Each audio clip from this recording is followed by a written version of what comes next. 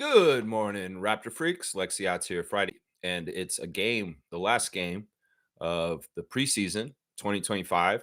And the Raptors are at home to play against the Brooklyn Nets. And it's Brandon Ingram night tonight. Yeah, Brandon Ingram night around the arena. I'm not totally sure what that means. I'm going to celebrate Brandon. It's a preseason game. But yeah, and also this morning, they're having the Raptors coaches open house where Darko and the coaches invite coaches in to Scotiabank Arena and they hold a practice and do some seminars on coaching stuff, take questions from the audience, and just want to pass on knowledge to coaches in the area here in Toronto. So yeah, a lot going on with the Raptors today and then stuff happening last night, which was a little early. I guess we are living in the new era of Bobby Webster in charge and Rodgers owning the team. And the way they move is different. We've seen a difference when Bobby Webster did his press conference all of a sudden on a Friday instead of a Monday or a Tuesday. We've seen the difference when, instead of giving the rookies their press conference, they came out and fired Ujiri. They're moving a little bit different under Rodgers being the owner. And Bobby Webster does have a maybe it's partly because he's being directed, but he's showing a little bit of a different style without Ujiri next to him. So this was interesting. There were, of course, a lot of questions about the transactions that the Raptors made yesterday. We'll try and sort it out and give you guys the best information about the waiving of Ulrich Shamshay and also the other four guys. So the Raptors really kind of didn't decide their training camp battle. They just went ahead and cut all four of the players that were trying to get the last spot. And they went ahead and cut Ulrich Shamshay yesterday. And everybody's like, what the hell is going on here? I mean, I want to go in depth on this. I want to do the preview for the game first, but we will be talking about Shamshay and what the hell just happened. And also, we'll talk about where their roster is at this point and what Bobby might be trying to do right now, which is very interesting. We currently have one roster spot open and a two-way open right now. So there's a lot of flexibility in that, and there's a lot of interesting possibilities with that also. So, yeah, let's get right into it. Latest lineup news. Who are the Brooklyn Nets? Yeah, honestly, you got to go look because you won't know who they are if you just look at them tonight. You got to go look because they're a bunch of young unknowns. Really, that's what they are. All right, let's go see. Our injury report is just Colin Murray-Boyles and Grady Dick, but they're both day-to-day, and it could very well be both are available to play today. Could very well be Murray-Boyles is not going to play another preseason minute, and he's just going to come in and play next Wednesday. Grady, likely to play tonight. I'm going to say that. Grady is likely to play tonight. So, yeah, the Raptors have a shorter staff, and we're going to be really running a regular rotation tonight because we're obviously not trying out anybody for the end of the bench anymore. There, like I said, there's a couple of options in what the Raptors are doing with what they did yesterday with their transactions. Now, this is a day early once again because we expected the cuts to the team to be tonight after the game tonight. Because usually they'll use the whole entire preseason, but these guys were a day early. I guess it's the kind of thing where it's like, well, if we're going to do this anyway, we might as well just do it now and just get it over with. I think that's kind of the feeling of this because, yeah, they cut Sarr, they cut Roddy, they cut Roden, and they cut A.J. Lawson, which is crazy. But some people are speculating that A.J. Lawson may be circled around on, and he may be getting the third two-way and still coming back and playing for us. There's also a lot of speculation that some of these guys that got cut will be showing up on 905, like Olivier Sarr, David Roddy, and possibly Jared Roden. I don't know. But, yeah, the Raptors are only listing Murray-Boyles and Dick right now, but I would guess that Grady Dick is going to play.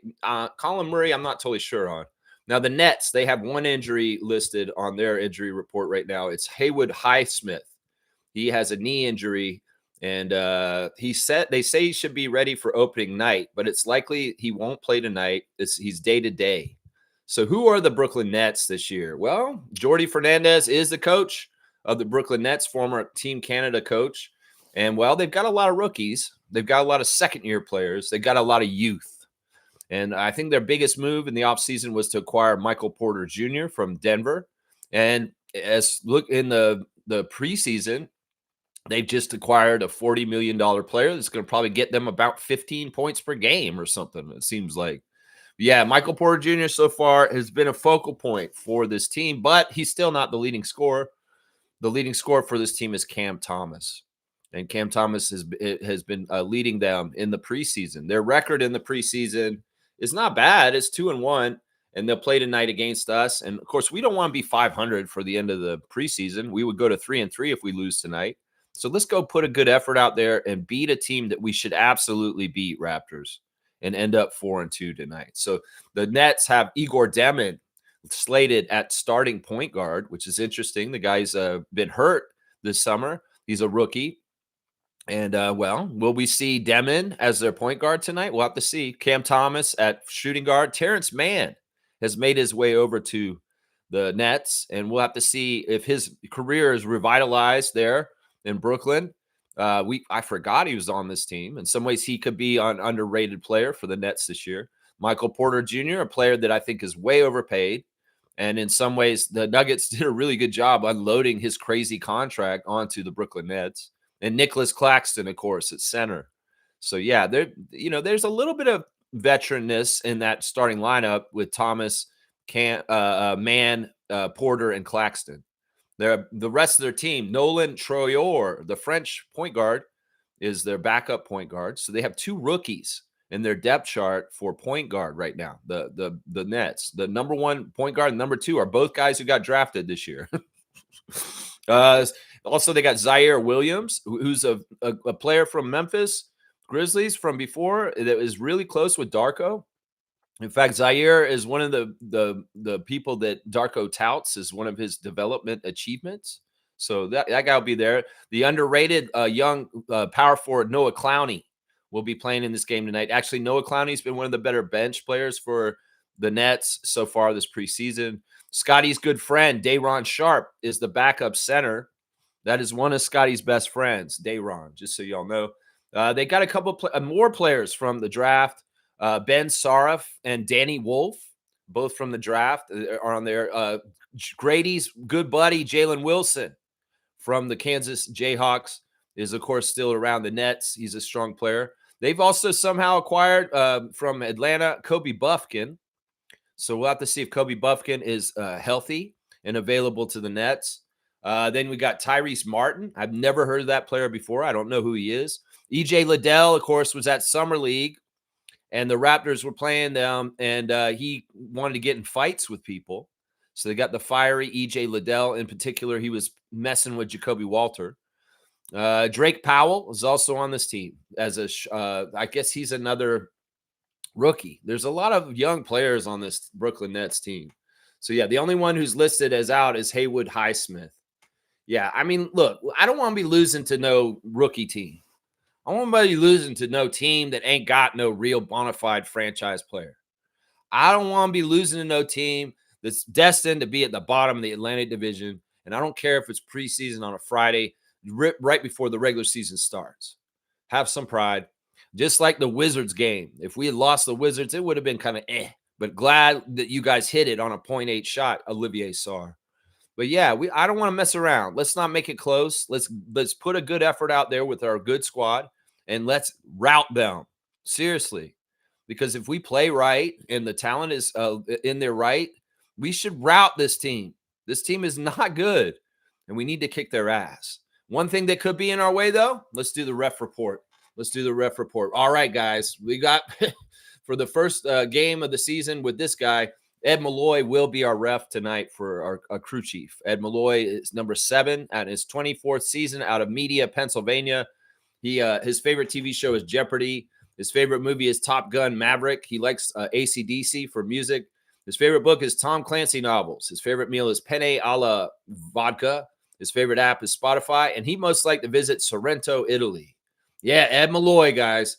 Ed Malloy has officiated 1,393 regular season games in 23 seasons as an NBA staff official. He has also worked 150 playoff games, including 11 finals games. Malloy officiated the 2017 NBA All-Star Game in New Orleans also. We know Ed Malloy. We know Ed Malloy. And this is the thing. I also know Ed Malloy when we're playing Atlantic Division teams. Have you guys ever noticed that when we get Ed Malloy, we're usually playing either the Celtics, the Knicks, or the Nets? Have you noticed that? I think that that's very often the case. If we're Ed Malloy's at our game, it's either the Nets, the Knicks, or the Celtics for some reason. And that's fishy as fuck when I see that. Now, Ed's not the worst ref for us today, but, he is for the other team. So we win 43% of our games with Ed Malloy. That's bad. He's in the red zone on my spreadsheet, which is not a good zone to be in. But the Nets only win 44%. So the split is 43 to 44 for the Nets with Ed Malloy. So, yeah, the Nets have a better winning record with Ed Malloy than us. That says a lot right there. The second ref is Jonathan Sterling. Jonathan Sterling is the husband. He's in his 9th season, number 17, out of Hampton, Virginia. His favorite movie is Coming to America. He likes the musician Future. His favorite app is Maps. He'd most like to visit Australia. His bucket list is dive with the sharks, and his hidden talent is breakdancing. That's right. Jonathan Sterling is the breakdancer, and he can do a headspin, I'll bet. Jonathan Sterling has officiated 356 regular season games and 8 seasons as an NBA staff official. He also worked the Rising Stars competition and All-Star Saturday nights at All-Star Weekend in Cleveland, 2022. Yeah, Jonathan Sterling's wife, Lauren Holtkamp Sterling, was a referee for a little while, but she's retired at this point. I'm pretty sure she's not doing it anymore. But yeah, Jonathan's the worst ref for the Raptors today, although he favors us. We have the worst record under Jonathan. We win 42% of our games, but the Nets are way worse under him, and they win 38% of their games. So the split is for the Raptors with Jonathan Sterling, 42 to 38 for the Raptors, but really bad winning percentages. And his win percentage with the Raptors is worse than Ed Malloy's. That's pretty bad. That's pretty bad. The third referee is Fred VanVleet's bitch, John Conley, number 56. His 5th season out of Orlando, Florida. That's right. He's one of these Orlando bubble refs that came in around that period. His favorite TV show is I Think You Should Leave. His favorite musician is Michael Jackson. His favorite book is Be the Pack Leader. His favorite meal, pasta and potatoes. His favorite movie is Dumb and Dumber. He'd most like to visit Australia. So these guys want to go to Australia. These guys want to go. Maybe y'all should go referee at the NBL for a little bit. Yeah. The Johns, go Johns.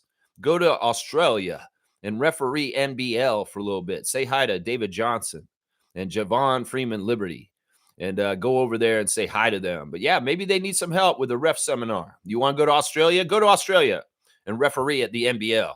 Seriously, say hi to Aaron Baines. How about that? Bucket list, skydive in Dubai. This guy wants to skydive in Dubai. That is pretty hoity-toity.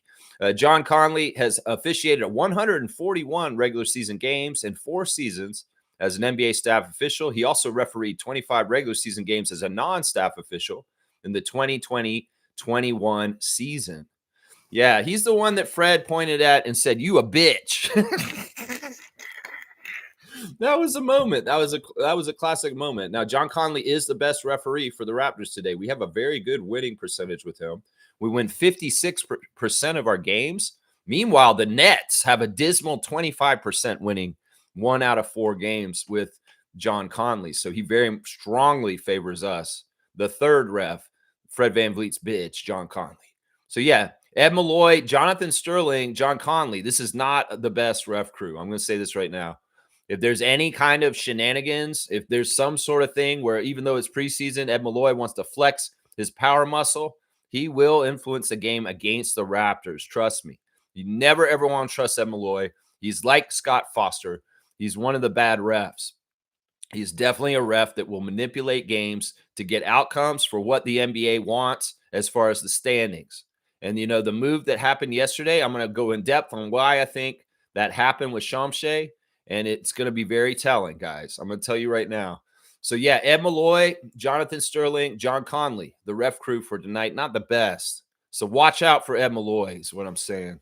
Watch out for Ed Malloy. Yeah, there's the ref crew. Let's get into the chat. and see how you guys are doing. We got the Raptors Reddit reactions, and I want to see what Reddit's talking about with Shamshay, and Instagram stories, and yeah, the classic card, all the fun stuff we do on this channel to get ready on a game day. That's right. All right, Trevor J saying this: you will never see the great things ahead of you if you keep looking at the bad things behind you. Wow. I like that one. That one is deep there too.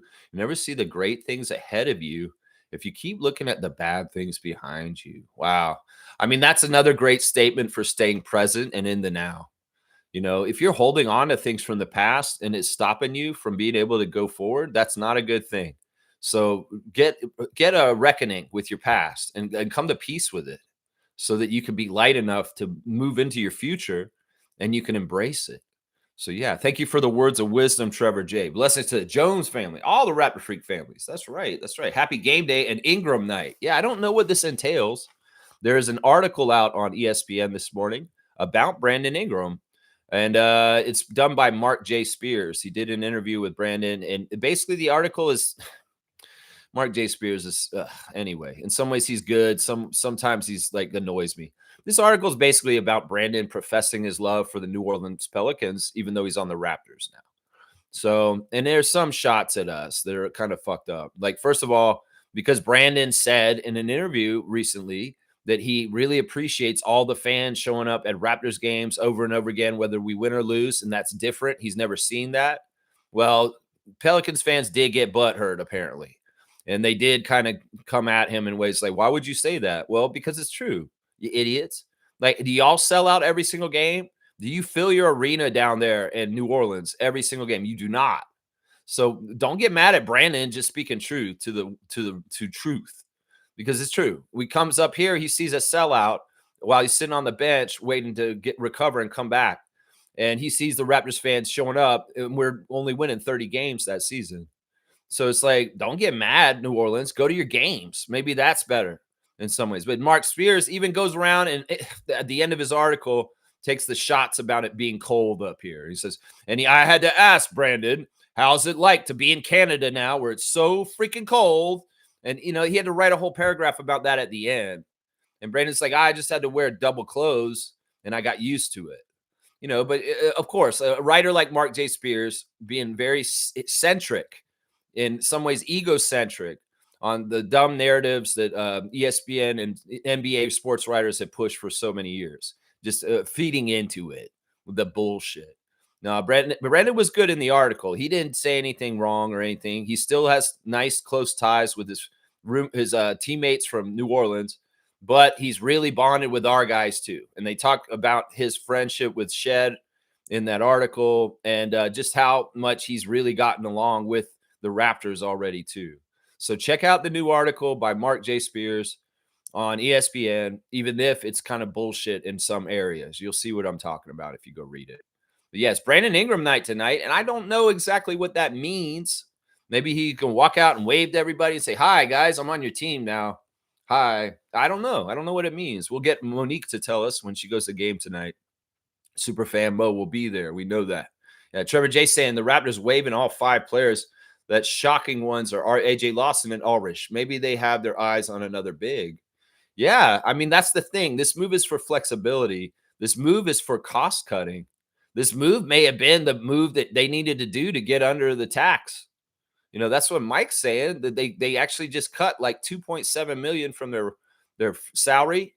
And I don't know. I don't know exactly what the wizardry of Bobby Webster's doing. He's a salary cap wizard. We got to trust him. And, the news about Shamshay is really kind of suspicious. I'm just going to say that. It's really suspicious. But, yeah, I was shocked that they cut all 4 of the guys pining for a last spot and then cutting a two-way. And the thing with Shamshay is totally different than the cutting of Sarr, Roddy, Roden, and Lawson. Because the thing that happened with Shamshay is exactly like Koloko, guys. Shamshay has been put in the fitness to play program exactly like Koloko. Now, this is fishy as fuck. How the hell do you have the same position, the same team, the same round in the draft, the same agent, the same 1 year as a rookie plays, and then all of a sudden the same circumstance, NBA fitness panel to play? Sorry, this guy is not able to play. That's what he's under, you guys. It was revealed by the reporters yesterday that Ulrich Shamshay has entered the NBA's fitness to play program exactly like Christian Coloco. They have not given the specific medical condition that he's dealing with, if it's blood clots or not. But this is fishy as fuck. And if I see Shamshay, apparently they're saying also that when the NBA declares a player on fitness to play, that they have to be waived if they're not a certain level of contract or something like that. I think that's bullshit too. I think what's happening is the NBA is silently sanctioning the Raptors for building a pipeline with Masai Ujiri from Africa, and that they did not like that advantage for the Raptors. I think that the Raptors have always been governed differently in this league the whole 30 years they've been in the league, partly because they don't want us to be a good team. This was always the plan, that the Raptors and the Grizzlies were supposed to come in the league and be bottom feeders, teams that get beat up on, teams like Charlotte Hornets and Washington Wizards. They never, ever wanted us to be successful in this market in Toronto, but they didn't understand that Toronto's a winning city and we do things right. The Leafs have just made us look bad for a long time. And the Blue Jays are showing the true colors of the sports city that is Toronto right now. But yeah, I believe that much like the Raptors weren't allowed to draft Allen Iverson and had to settle for Marcus Camby, much like there's been some crazy ass bullshit that didn't totally make sense. And I seen energy around Masai a couple years ago where he's like, man, this league is not fucking fair. And it's fucking pissing me off because they are doing underhanded shit to hold down the Raptors. What does the word govern mean? Well, you can say it's like a governor of a state who likes to govern through policy to the people, the politics, but that's another word for govern. And I don't know if y'all know this one. It's for an engine. You put a governor on an engine. And when you put a governor on a go-kart, it doesn't allow it to go over a certain speed. And that's what I'm saying. I feel like the Raptors are being governed by the NBA. They see the Raptors looking good in preseason. They got Brandon Ingram. They got all this talent. And on the down low, maybe even has something to do with dumbass Dolan and his lawsuit. They penalized the Raptors through the back door by stealing 2 Cameroonian centers from us and in 2 different incidents that are exactly the same. Exactly the same. If Shamshay ends up coming back to the Raptors and he's back here, and unlike Coloco, I'll be so happy. But right now, everything's out the window because now we have waived Ulrich Shamshay as of yesterday. And it don't make no fucking sense to me in whatsoever. Just like Christian Coloco did not make any fucking sense to me either. And now we have the exact same scenario going down. Exact same scenario. They both played a rookie year for the Raptors. They both got their foot in the door with the Raptors. Masai Ujiri, African connection. They don't like that. The advantage of the Raptors with that pipeline is being closed right now. And in some ways, the projects that we got from Ujiri and his connections, they don't want us to have those. They don't want the Raptors to draft African players that they had an advantage on getting because Masai is such a big deal over in Africa. And in some ways, that may be part of the reason why they had to let him go too, is, I don't know, Ed Rodgers got a grudge, but also at the same time, the NBA hates that Masai Ujiri runs Toronto. There's all kinds of deep levels to this. It's fishy as fuck. And it is exactly the same situation as Coloco right now. So don't be shocked if Shamshay sits this whole fucking season with Rich Paul holding his hands, and all of a sudden he's a Miami Heat player next year. Yeah, I said Heat because I feel like that's where they're going to direct him, guys. Seriously, for some reason, I have a feeling, maybe my foresights tell me, that somehow, some way, we've just lost Ulrich Shamshay for nothing, and that he's going to fucking end up in a Miami Heat jersey in like a year from now. Seriously, guys, I'm not lying. I feel like this is what's coming down. He won't be going to LA because that would be so fucked up if LA poached 2 Cameroonian centers from the Toronto Raptors. But everything's the same. Clutch, Rich Paul, Cameroon, 1 year, rookie, fitness to play program. All this bullshit is exactly the same as Coloco, man. So read the room. The NBA is trying to govern the talent of the Raptors. They seen a young Cameroonian Giannis coming up, and they said, no, you can't have him. No, you can't have Coloco. He's too good a shot blocker, and you guys are good at developing. He'll actually become something with y'all. I feel like this is the shit that's going down because this doesn't make any fucking sense. Make it make sense, Bobby Webster. Seriously, make it make sense to me. Why? Why do you do this? Why do you cut these guys like this? Because I felt like it was wrong to cut Coloco at that time. And in some ways, Shamshay is 10 times worse to cut him at this point right now. Because Koloko's not a sure thing. I know Ulrich is. I know Ulrich is a sure thing. And it's not like we didn't see anything happen in Summer League. He had progressed and he's done well. Now, some people are speculating it's because he's injury prone. That's what Doug Smith's saying, that maybe this is just too many times that Ulrich has gotten hurt here and there. Well, let's see if he's magically not getting hurt all the time, if he's all of a sudden on a fucking roster other than the Raptors. It's bullshit. And I'm pissed off about this, seriously, because it stinks like a dead carcass in the road right now of fucking some sort of bullshit. Seriously, think about what I'm saying. How the fuck do we get 1-year rookie Cameroonian centers? How the fuck do we just get that? What the fuck did the Raptors do to deserve this? Oh, Masai's just a badass at his job? Like, what the fuck? You guys want us to be the bad team in the league so everybody can just beat our ass? Well, we're not fucking sitting down there in the bottom of the standings so y'all can fucking beat our ass over and over again. We're coming up every time. Because in some ways, y'all may have never planned the Raptors to be a top team in the NBA. But that's the way we carry ourselves, and that's the way we're going to be. And y'all can fucking hold us back in every fucking underhanded fucking way, have other fucking owners sue our fucking team, all kinds of bullshit, and we're still going to fucking win because we're the Toronto Raptors. And we are the city of Toronto, and we are fucking badass basketball city. And Masai Ujiri didn't fucking build this shit for you guys to fucking rain on it like this. He said this city will win no matter what. And he is right. Y'all can put every disadvantage against us. Bring Ed Malloy to fucking Toronto tonight. And we will fucking go right through it and beat your asses still. Because that's the reason why we're better than everybody else. Is because we have more obstacles and more things to go through than any other NBA team. And if they're going to fucking steal our backup center projects in a couple years every once in a while, yeah, we see what you're doing, NBA. And we're going to fucking win anyway. That's the way it is right there. So have pride, Raptors fans, and understand, if you denigrate the Raptors, you're just adding to the bullshit that we have to go through to get to success. You denigrate your own fucking team, fans. Meanwhile, we got all this other bullshit we're up against. How do you feel about talking shit about Scotty when I tell you the NBA's stealing our fucking project centers from Cameroon? So why the fuck you going to get all toxic and be negative towards our team when the own fucking league is against us? We don't need our own fans against us, you idiots. So get with the program and understand what we're up against and get in the car and be on our side. Because I'm sick of this shit. This is fishy as fuck. The Shamshay shit is so fucked up. That's what I got to say on that. We'll just have to see how it shakes out. I knew it. I called it before, didn't I? When the Koloko did that bullshit happened with Koloko, I said he's going to be a Laker in a year.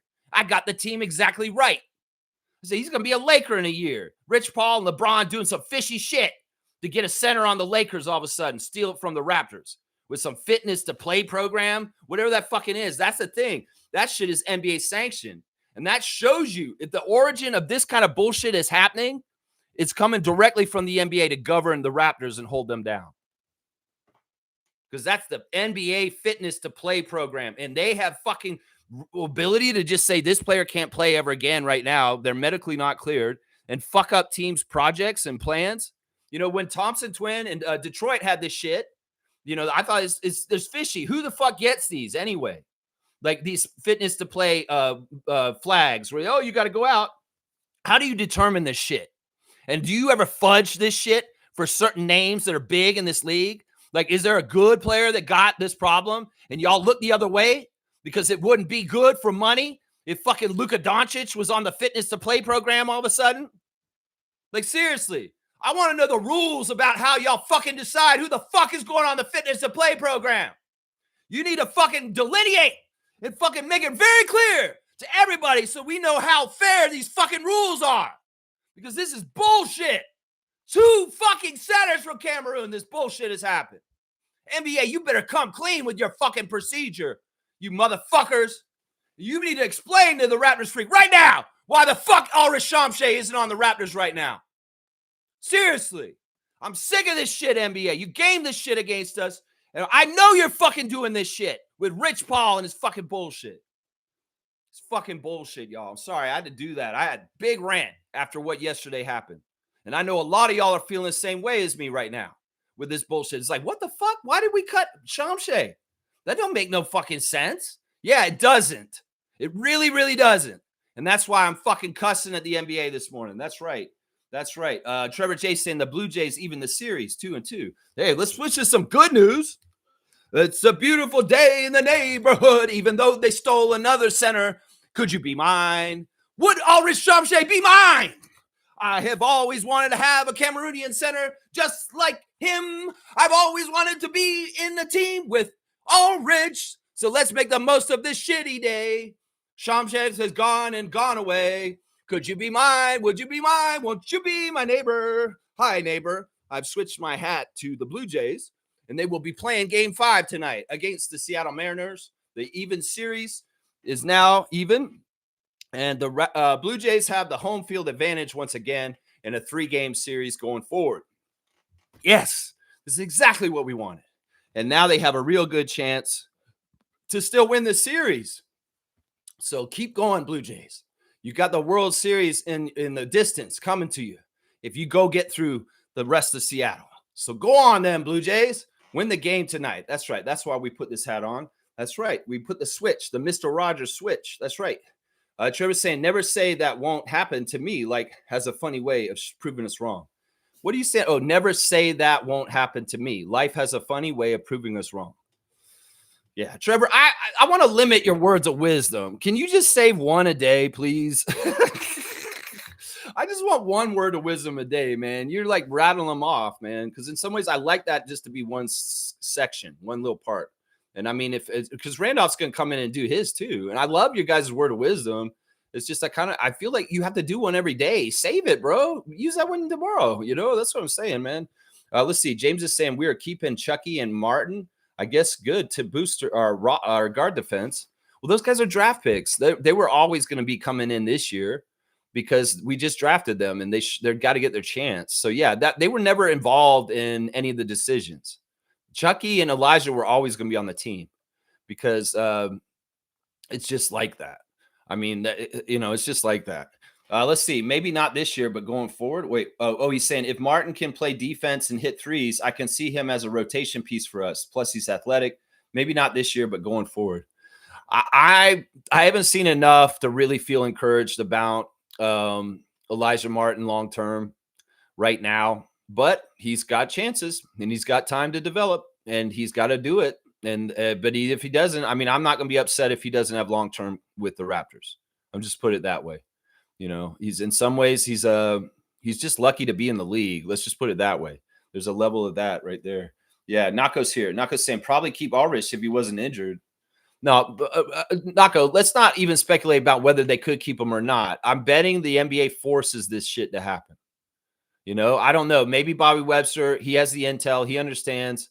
But, they told us lies like Koloko may never play again and all this bullshit. It's such utter bullshit. Such utter bullshit. I don't believe that Shamshay can't play right now. I feel like this is all fucking convoluted bullshit. I've seen Shamshay this summer. He's healthy. He's not that hurt. It was a real red flag that he did not participate in our training camp, but he traveled around with the team. And he's been around with them, but now all of a sudden it's gotten to this. It's like, Rich Paul, are you like, Shamshay, I'm going to get you out of there so you don't have to be in the cold winter in Canada. Some bullshit. So I get you out of there before the season starts. Whatever the bullshit is. I want the truth, NBA. Y'all need to be more transparent about the processes of finding somebody like this, but they'll probably say, we can't be because it's a private health medical information. We can't tell you all why and this and this.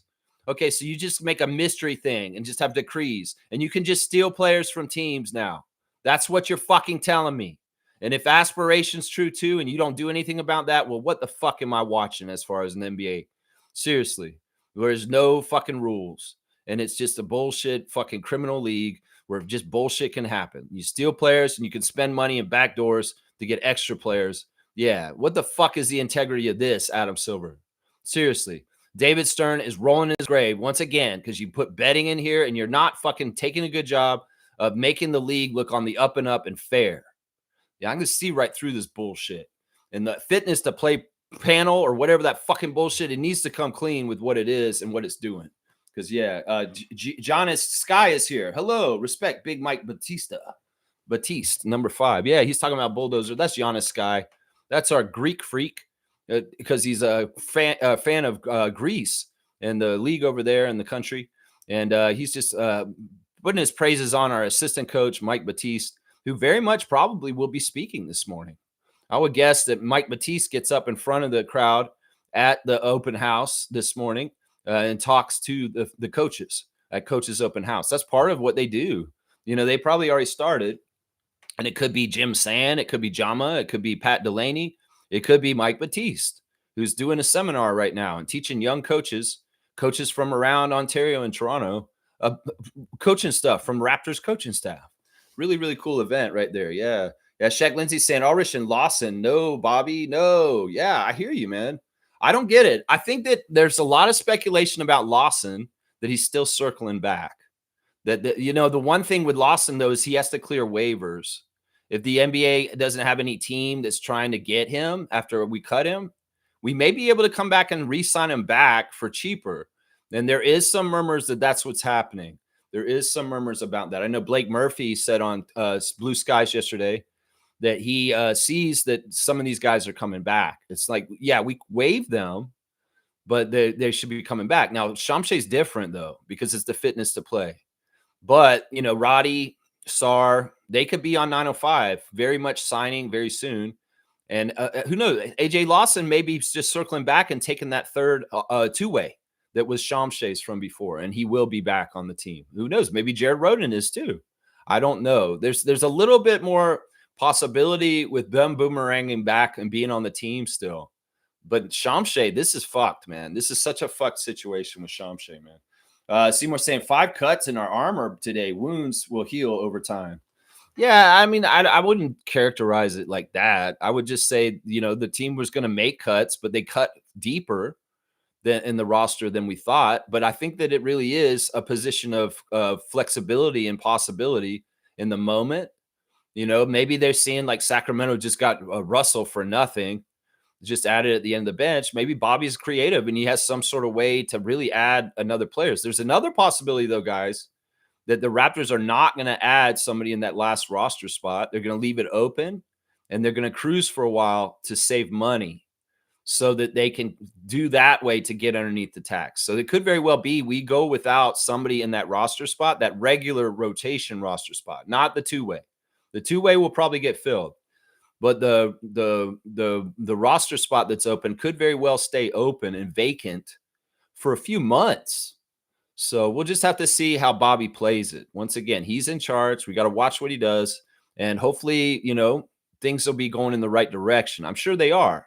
Now, the casuals are seeing this move and they don't understand the whole context of it. They're just thinking that Bobby sucks as a GM. Some casuals out there are saying, oh my gosh, we did it again. How could they do this with Koloko and then do this with Shamshe? I'm telling you guys, it's not in Bobby and Masai's control. This is the NBA stealing shit from us. And it sucks because there's even a byproduct of it where the fans turn on our front office because they think our front office is inept. That's not what this is, casuals, you idiots that aren't paying attention to the Raptors and know the history and understand the inside of it like I'm telling you guys right now. This is the NBA fucking punishing us and taking shit from us, and I don't like it. The fitness to play panel is so sketchy, guys. It is so sketchy. And understand, once again, the thing with Koloko, we could have done this, we could have done that. I don't know what we could have done, but what happened was what happened, and all of a sudden he's in a Lakers jersey. And I'm very much thinking that history is repeating itself as of yesterday with Ulrich Shamshe. And I know y'all are mad about it. But I would say don't get mad at Bobby Webster. Don't get mad at the Raptors and don't blame them. And don't start saying, oh, they're a shitty front office because they lost Shamshe. No, blame the NBA for being unfair and coming and taking our player from us with a medical thing. Seriously, direct your anger in the right place. There's a lot of people funneling anger at the wrong people in all kinds of different ways, whether it's the stuff that's going on at airports in the States right now with some convoluted dictatorial propaganda about blaming a certain party in the United States for the government shutdown. Well, there's going to be idiots in our fan nation that are going to blame our front office for the Shamshe thing yesterday. Don't be a casual. Don't fucking fall for the bullshit. See what I'm seeing? The NBA is doing shit that's shady as fuck to hold the Raptors down. They're governing us. They don't want the go-kart to go over 50 miles an hour. They put the governor on the engine. And it's bullshit. But you know what? Despite that, we did win in 2019. And I expect us to win a second one too. And in some ways, that's Masai's big FU when he said that. He said, I don't know if I'll be here when it happens, but I know this city will win again. I believe in this city. Because he knew his time was running out because Ed Rogers was going to come into power. And he wants to say that out publicly. Because when Masai says, I believe in Toronto is going to win still, that's him saying, F you, NBA. We're still going to fucking win it, even though you tried to fucking make it so hard for our franchise to be successful as the only Canadian team in the NBA and all the bullshit that we have to go through that nobody else has to go through. A full season in Tampa and all the other bullshit that we've had to go through. Taking our centers now. You know, you could say the front office is shitty for losing Shamshay, but you're casual and you don't fucking understand what really happened. That's what I say to you right there. Yeah, let's keep going. Let's keep going. Nako's saying bunch of nobodies who did nothing. That's who the Nets are. They haven't done anything yet. They're not bona fide proven people. Cam Thomas is a scorer, but that's it. He's not a very good player. Michael Porter Jr. comes from a criminal family. You know, who the fuck are they? Nicholas Claxton likes to throw the ball in the crowd. You know, who the fuck are they? Jordi Fernandez's team. And we're going to see them tonight at Scotiabank Arena. That's right. We're going to see them tonight. A bunch of nobodies. That's right. Seymour saying Reed Shepherd went off last night. 28 points. Looked like the Fisher-Price version of Mark Price. So he had a good game? Who were they playing? What was the team like on the other side?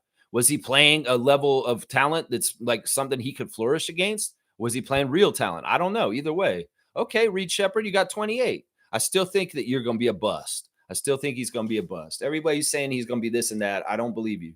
I don't believe you. Nako's saying Reed was looking nice last night. Reed Rocket X Factor. Well, he's in some ways, he has to be their savior. I don't know if he's an X Factor. He's somebody that's absolutely necessary possibly for them to be able fully successful. For sure. I guess you can call that an X Factor. He shouldn't be an X Factor, though. He should be the starting point guard, right? Because that's what they need him to be. Starting point guard is not supposed to be an X Factor. X Factor is a bonus person on the side who's not very important that can be adding into winning, like Bruce Brown. Bruce Brown's an X Factor in Denver. The starting point guard should never be an X Factor. They should be a steady, reliable person like Fred VanVleet. So, yeah, and that's who they don't have. Shaq Lindsay saying, I heard Ulrich's injury might be more serious than we thought. It's unfortunate, but I did say that him not playing will affect his development. Raptors are not wasting much time on development and money. Yeah, I mean, he was fine at Summer League. This is why I was saying, Shaq Lindsay, don't worry about where he's at with his development, because when we checked in with him at Summer League, he had progressed and he was showing good signs. That's why I'm pissed off about this, because his trajectory and what he's been doing is still on schedule, even though he missed time. And like I said, he's been a student and learning behind the scenes this whole time. Like, why the fuck was he at OVO working out with Serge Ibaka recently if we're going to go and fucking have this happen? That's why it seems like it's fishy. It seems like it's fishy because, once again, the settings are all the same. It's the same agent. It's the same country. It's the same timeline. It's the same excuse. Fitness to play program. Sorry, your player's not available anymore. Maybe Bobby knows the real on this and he already understands what they're going to fucking do to us. Instead of holding the roster spot up for like a year or something to wait and see, if this is going to happen, he's just going to go ahead and waive him. I don't know. I don't know the reasoning or the logistics of exactly the decision-making with Shamshay yesterday and how much of it is influenced by the NBA just saying he's not allowed to medically play. So y'all might as well waive him right now. And Bobby's like, okay, you're doing this shit again like you did with Koloko? All right, fine. We're fucking waiving him, but we're still going to fucking make the playoffs and we're going to kick some major ass. You know, who knows what the level is of like the NBA's manipulation? Because seriously, they can read the room. We're collecting a very good, talented team. And having Shamshay coming up on the underneath, that may be the wave that comes up that pushes us over the top. And they can see that coming. And they're like, fuck that. We can't let the Raptors have a center like that. We can't let them have a possible Antetokounmpo from Cameroon. So they're like, he's in the fitness to play program. And Rich Paul loves it. Because Rich Paul's like, yeah, my client, I got to get him there. Okay. He got a year of development in Toronto. That's fantastic. That's what they're good for. And now we can move him on to a bigger market. And I can get him down in the States on the Miami Heat or some shit like that. Let's see if I call this shit exactly how it goes. And Shamshay's a Miami Heat player very soon, guys. And I name the team that he's going to. Yeah, know that Lex is on it because I called it when Coloco, I said, if this is some convoluted shit with Rich Paul in the NBA and all of a sudden Christian Coloco's wearing purple and gold, it's just, and they did. And I called that shit like 8 months before he showed up on the Lakers. I did. You can go back. The receipts are on this channel. You could go back through that whole time period I was doing this show, and you could see me talking about it and say, if fucking Christian Coloco was a Laker next in his career, this is some convoluted bullshit between Clutch Management Group, the NBA, and some bullshit right there. I'm telling you, man, this Shamshay thing is exactly like Coloco, guys, and we're going to see some bullshit because of it. That's right. That's right. Let's see. Naka's saying, and these ain't even the better rookies. Who you talking about? You talking about the Nets? Shaq Lindsay saying they are moving forward to make a team that can compete in the playoffs. That's right. I mean, we're going to do what we're going to do. Bobby's a badass. And you know what? You guys give us detriments. You guys give us objects in our way. And that's fine. This is just like in real life. Once again, NBA is a really good example for how privilege works. And privilege is not necessarily having the red carpet rolled out for you like the Boston Celtics and the New York Knicks. No, it's having obstacles put in your way in your life. If you do not have obstacles put in your way, you have privilege. This is a very good case of this. If you do not understand the concept of privilege in everyday society and where different people have different levels of privilege, the Raptors situation right now can teach you this. Because fuck, if we're getting penalized and our projects, our center projects from Africa are getting stolen from us, that is not fair. And that's a difference in privilege. Are they doing this shit to other teams? Is this fitness to play panel going around and doing the same shit to everybody? I think it's fishy as fuck that a great sports doctor and Dr. McKechnie can't be aware of these kind of issues with two of our centers in the last couple of years. That's fishy as fuck. Let's Winders this. Dr. Alex McKechnie is at the top of his field. He's a doctor that monitors everything. How the hell are these things happening with him around? And how can he not steer things away from these issues? This is fishy. This is fishy. We know we have one of the best medical staffs. How the hell are these things just mushrooming up overnight? All of a sudden, Shamshay's in a problem. Dr. Alex, why didn't you know about this? I did. I was keeping it quiet. No, wait, what? No, I didn't know anything about this. What is going on? I want to talk to Dr. Alex about this fitness to play stuff. Seriously, can we hear Dr. Alex McKechnie give us official statements, MLSE, on what the fuck happened with Ulrich Shamshay? Seriously, have a press conference. Bring him out. I'd love to hear his accent and bring him out and we can ask him questions. Get Michael Grange and Lewinberg to ask him questions and say, what the hell happened here? And let's hear the medical diagnosis of Dr. McKechnie. I don't want to hear no NBA ref. I just want to hear our NBA, our medical guy. Because honestly, he's one of the best. And the fact that two guys from Cameroon came through here and they've had a similar issue happen all of a sudden, I don't think Dr. McKechnie's bad at his job. Something don't smell right, guys? We can logic this shit. We can Winders this shit. And it's like, this don't fucking make sense. The Raptors are a top-notch medical team as far as keeping people together. Look what they just did with Brandon Ingram. And now all of a sudden, something like this can go under their noses with the Shamshay. No, there's some sort of governing sanctions on the Raptors is what this shit is. You can tell. Because if you really think about it logically, you figure it out. You figure it out. That's right. That's right. Trevor's saying Spencer Dinwiddie got waived. Not even news. Not even news. He was on my fantasy team. I dropped him. And I went and got Jose Alvarado. That's right. Cream Thomas saying, I don't care what it looks like. I just want to feel Scotty Barnes' presence tonight. There you go. That's a good way to see. Well, I'm pretty sure we'll see Scotty. Well, maybe not. I don't know. Nothing's guaranteed. It's the last preseason game. We'll just see how the Raptors want to use this game for what they want to do with what they're trying to do to get ready for the season. Since there's no position battle to figure out at the end of the bench, it's very likely the starters and the regular rotation will play tonight because 5 players just got cut and there's only 16 guys available for, there's 16 guys available for tonight, but maybe some of them are injured too and not available totally, like Colin, who knows? Yeah, it's messed up, man. It's messed up. G's hair. The Mariners, 8-2, see the Blue Jays. Mad Max, the pitcher, was fantastic. Scherzer was great. Yeah, you said what? The Mariners 8-2? No, the Blue Jays 8-2. That's right. That's right. That's right. Let's go. Reggie's saying, yep, series tied at 2-2. That's right. Shaq Lindsay's saying drafting Colin Murray Boyles instead of a development project like Common tells you the direction they're going in. Yeah, but we still could have had like Shamshay was a great project. We've already invested time in. We paid $1 million to Memphis just to get him.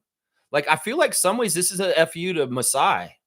Like this is like, you know what? The NBA didn't like the Raptors were setting up shop in Africa, and the years of like great scouting and the pipeline. Like, seriously, because we knew there's a pipeline coming.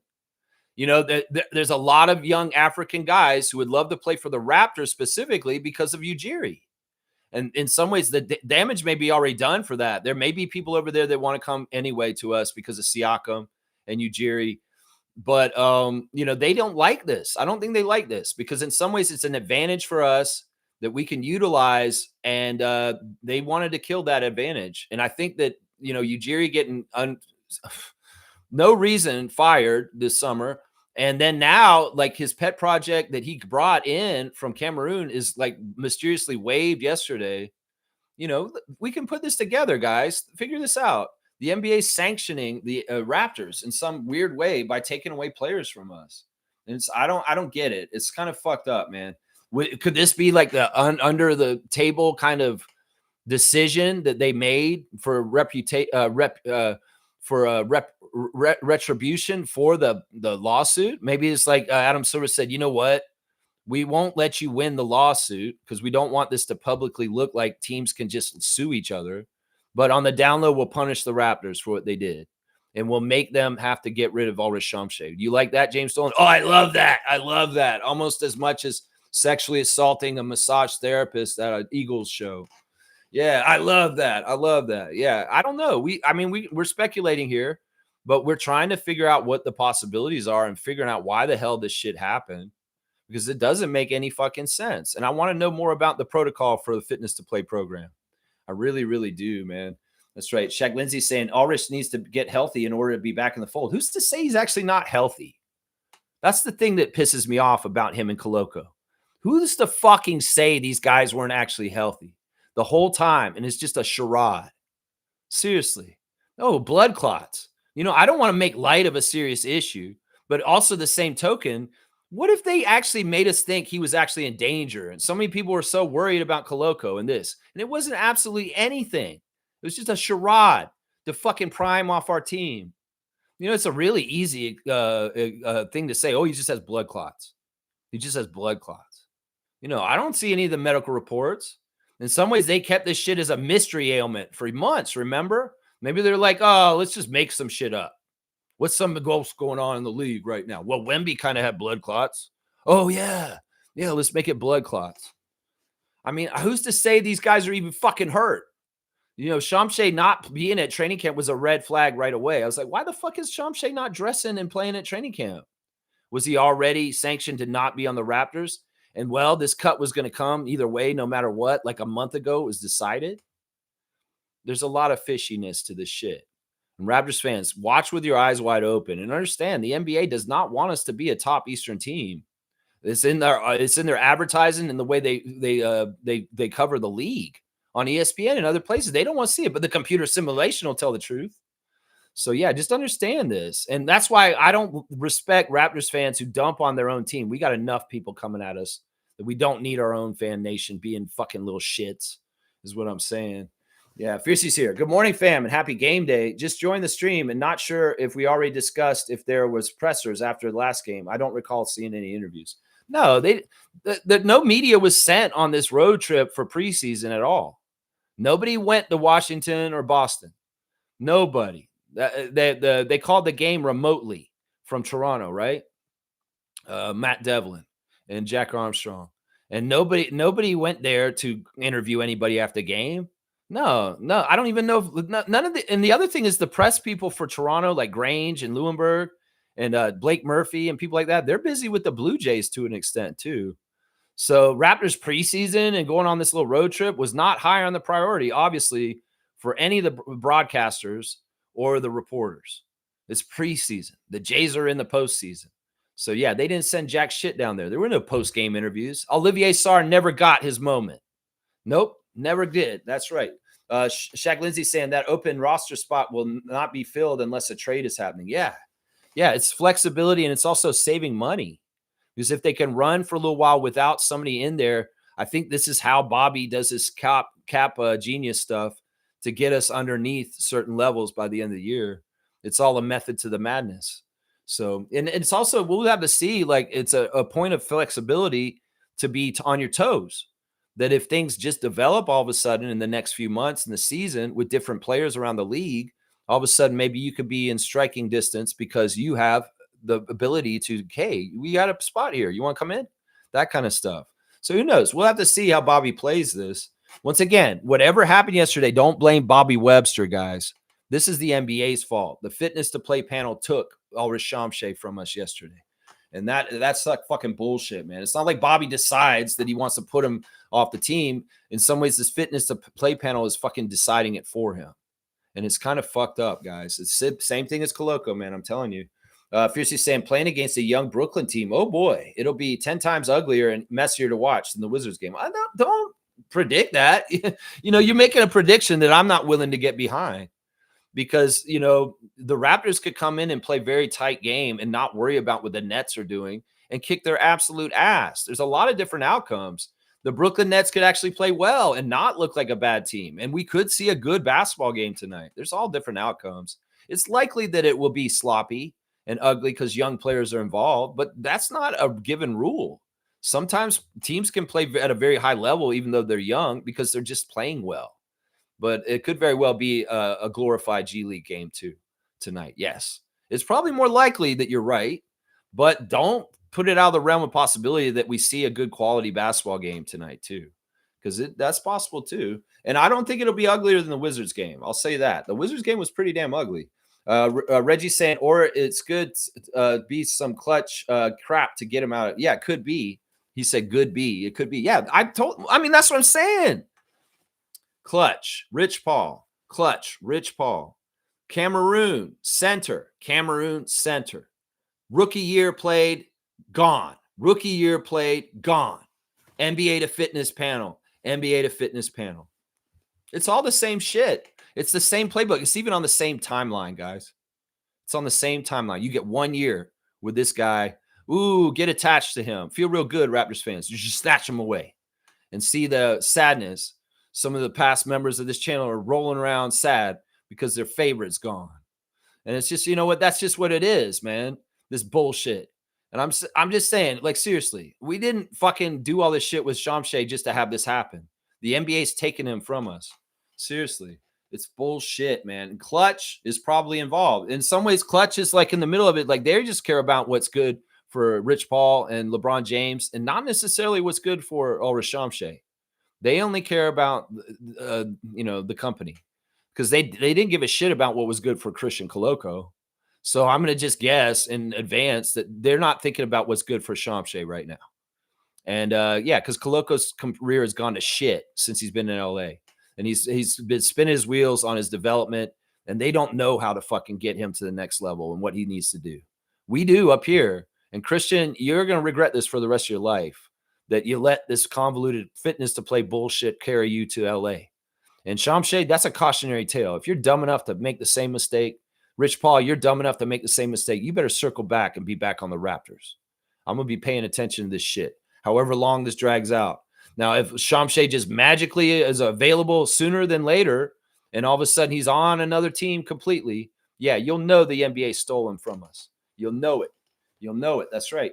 Fiercely saying Sar and Roddy had to go, but I'm honestly surprised about Shamshay and Lawson. Roden was not getting lots of playing time, so it was expected.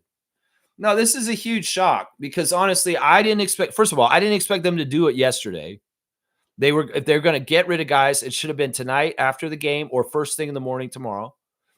And they would have. They were going to do that, but they just preemptively did it. And they went deeper. Like I said, they were only supposed to cut 3 guys, but 5 guys got cut yesterday. And that's very different. That's very different than what we expected. James is saying, I was more pissed about Koloko. At least he was ready to contribute. Shamshay needs more time to develop. See, I'm way more pissed about this one because Shamshay has a higher ceiling than Koloko. Shamshay has a real potential that's going to actually come through. Koloko wasn't a sure bet to me because he's skinny and he was foul prone. And in some ways, the NBA was governing him on his blocks. They weren't allowing him to get all the blocks he was actually getting. They were calling half of them as fouls. Shamshay's a way better sure bet. He's going to be a good player. And it's absolute travesty. It's just kind of like, James, they just stole Giannis Antetokounmpo from us. Seriously. And you may think that's not the same level, but this is. Seriously, this dude is going to be so good. And the fucking NBA just fucking pilfered him from us. Seriously, I'm way more pissed about this because I can see the trajectory of Ulrich is way higher than Koloko. And you should be way more pissed about this than Koloko. In some ways, the Koloko thing I was pissed about too, because it just didn't make any sense. Actually, we weren't pissed. We were just like, what the fuck is going on? We were confused. But then how it all unraveled, we got pissed when we saw that Koloko turned his back on the Raptors and signed with the Lakers after he was cleared to play. So if I know the script ahead of time already and I can see it because the NBA is duplicating what they did with Koloko with Shamshay, yeah, I'm way more pissed this time because I can see it right now what be developing. With Koloko was unknown. I didn't know what the fuck was going on. Why? What do you mean he has blood clots? What do you mean he can't play or do anything? What do you mean all of a sudden he's ready and now he's on the Lakers? That's what I'm saying, James. You should be more pissed about this one. Seriously. Kaz is saying, good morning, Lex and Rap Free Crew. Good morning to you, Trucker Kaz. And Shaq Lindsay saying, under Masai, we were a little patient letting our rookies develop. Bobby is under pressure to get results. Yeah, but this is independent of the results and the things we're doing. We could have our cake and eat it too with this. There was no reason why we needed to cut Shamshay other than the fitness to play panel saying that he is not able to play. There's no other reason. And that's why I tell you the NBA directed him off our team. It's not about transactions. It's not about GMing. This is the NBA forcibly taking Shamshay off our roster.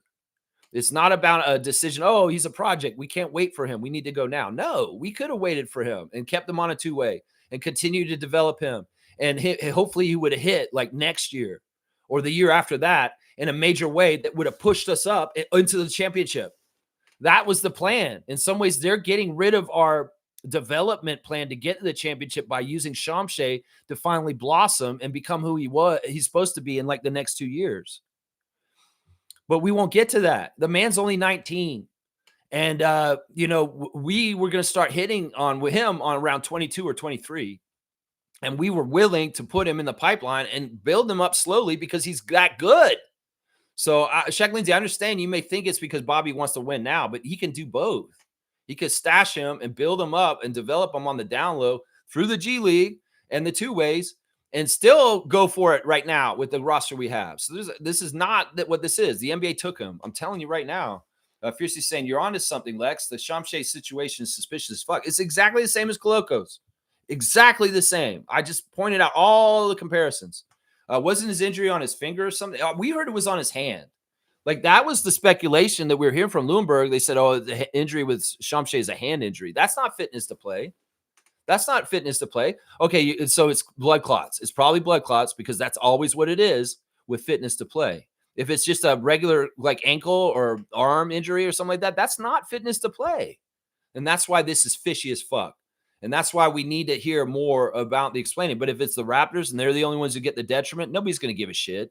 And they're just going to gloss over it. And they won't even give us the time of day for any explanation on what the fuck's happening. In some ways, MLSE, Bobby Webster, y'all maybe need to come and clean and tell us as much as you can about the situation with Shamshay. Maybe you think because he's a two-way player and a young player at 19 and that he's at the bottom of our bench, nobody really gives a shit about this. But I'm going to tell you right now, Raptors Nation does give a shit about this. And maybe it's your duty to inform your customers, your fans, about what the hell just happened. Seriously. Don't poo-poo it and say, oh, it's just a two-way guy who's a 19, he's a project. Why would you care? Motherfucker, he was a future for us. And you need to come and clean and explain exactly what the fuck happened, Bobby Webster, if you can, if you're allowed to. Do an interview and just let us know what the hell is going on with Shamshay to have this injustice happen to us. Because this is injustice. Koloko was an injustice, and it looks like the second one's coming with Shamshay. That's right. The second one's coming from Shamshay. It's some bullshit. I'm going to tell you that right now. Let's see. Friday Freakout is back. Definitely Friday Freakout. That's right. It's definitely a Friday Freakout, man. It's definitely a Friday Freakout. Let's see. Fiercey's also saying, wasn't his injury on his hand or something? Why putting him on that program? Tannenbaum is close to silver, but now that Rodgers is in charge, it seems Raptors are no longer protected. We were never protected. We're never protected. That's never been the case. We've always been, in some ways, put at odds or detriment. If there's any decisions to be made, the best pieces of meat go out to the Knicks and the Celtics and the Lakers, teams like that. And the scraps go out to the rest of the teams. I mean, there's different ways privilege manifests, whether it's over putting them in the spotlight and the media stuff and ignoring certain teams and certain players, whether it's referees showing bias in games and directing teams to help have a chance to win more. Lakers, and they're still bumbling idiots and they don't. That's why I tell Raptors fans, we've gone above and beyond in achieving in our franchise history because we were never supposed to be a playoff team or even a champion. So just understand, we've never been protected. That's crazy talk. That's James Dolan saying that about Larry Tannenbaum and Adam Silver's relationship.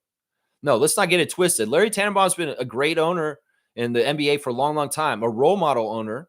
And that's why he's been in charge of the board of governors, because he's been a good role model and he's a very organized guy and he's likable and he's done a good job. And he's also done the job for the NHL too. So there's a lot of reasons why that. It's not necessarily that Larry Tannenbaum and Adam Silver are helping each other. They're friends. They respect each other. And in some ways, Adam Silver appreciates Larry Tannenbaum for the work he's done on the board of governors. And Larry Tannenbaum, in some ways, has appreciated Adam Silver for the job he's done as the NBA commissioner.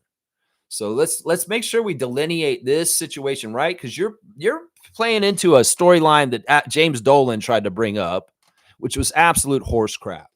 That the Raptors get an advantage from Adam Silver in the NBA. Does that even sound right, Fiercey? Come on now. Yeah, let's see. Friday Freakout is back. That's right. Smooth saying Shamshay was complaining about the cold, so maybe he's in on it too. Yeah, I mean, he may be all right with it. Koloko seemed like he was okay with it. I mean, he made that verbal slip saying he wasn't coming back to the Raptors early, and I caught it. I caught it and was like, yeah, well, Koloko's not coming back. He just said he isn't. He just told the Arizona Republic at his old alma mater, Arizona Wildcats, I will not be back on the Raptors. I'm looking forward to my new team, is what he said. I was like, wait a second, bro. What about your old team? What about the team that you should probably go back to? Oh, no, I'm looking forward to being on my new team. See, he was a tell right there that he wasn't coming back. So let's see if Shamshay gives a little tell somewhere, although he's not really an major interview guy. But yeah, this is true. It's documented that he did have an issue with the cold last year. This is true. Let's see. Giannis is saying, I'm on fire. Yeah. I felt very passionately about what happened yesterday, as you can see. I felt very passionately about that. And it's absolute horse crap, man. I'm telling you right now, it's absolute horse crap, that bullshit. So we're saying, Lex, the nonsense is why I'm losing interest in the NBA.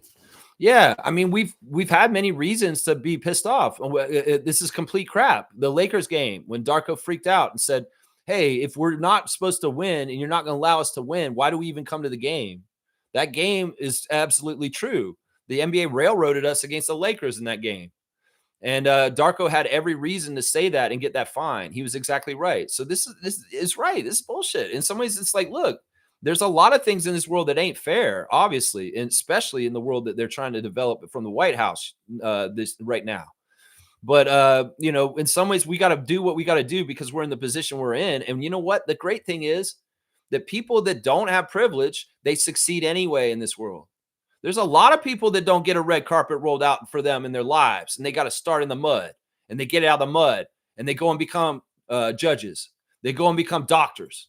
They go and become something bigger than what they were supposed to be because they started from nothing, and they had every kind of thing in their way. And in fact, the bullshit of the administration in the White House right now is taking away the hard-earned work of some people that went above and beyond, who did not have any privilege, but they're anti-DEI, so they think these people didn't get the job for other things in their race. No, they had to do it even harder to get to the position they're in. And that's the crazy shit about this. And the Raptors are in a similar position.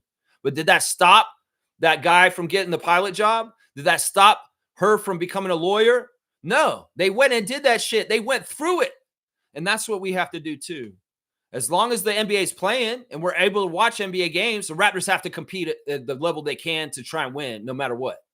And that's what we got to do, guys. That's what we got to do. I get it, man. I get it, Smooth. If it's not fair, I feel like it's not right. Well, that's the thing. I knew all along this shit wasn't fair. And in some ways, the Raptors have always had to be extra premium to get anywhere in this league. And, Raptors fans, if you open your eyes and listen to what I'm saying today, you will understand this. And maybe you'll treat your team with more respect and dignity and love because of just how much you understand we're up against. Because honestly, if y'all have been detracting the team and coming at it, you're not a fan. You're a part of the noise that's holding us down. And in some ways, we need more of the fans to act like fans and stop being toxic little shits on social media. Seriously, that's what I'm saying right there. Trevor's saying, I'm not worried about Shamshay being gone. Whatever team he is on will end up going to be just like Christian, will not get developed the right way. Yeah, in some ways, Shamshay, be careful. I'll say this right now, Shamshay.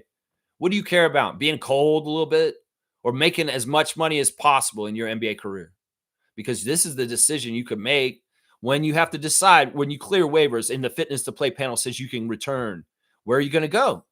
Are you going to make the same decision as Koloko and sacrifice your long-term earning potential for short-term stupid shit?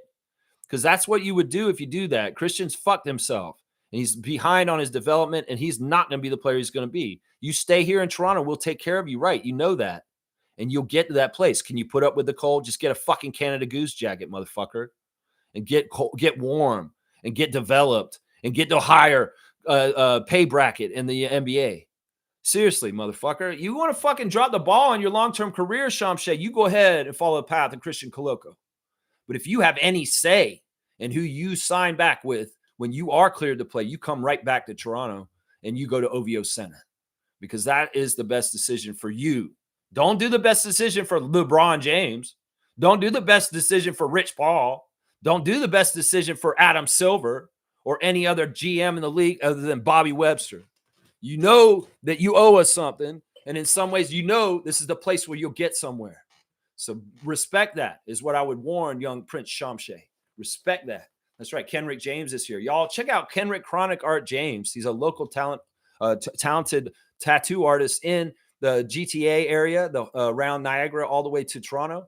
And if you guys have any art you want to get commissioned, if you want to get a new tat, maybe a Raptors tat, Kenrick James is your guy. Kenrick Chronic Art James. Look him up on social medias. He can be commissioned to come and do some work for you today. And Kenrick's saying this, the NBA is harder to watch with their BS. Yeah. Sports entertainment, Vince McMahon shit.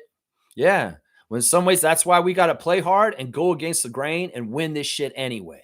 These Raptors on our team have chips on their shoulder because they know the path through Toronto is harder. And in some ways, that's why we got to love our guys for choosing to go the harder route.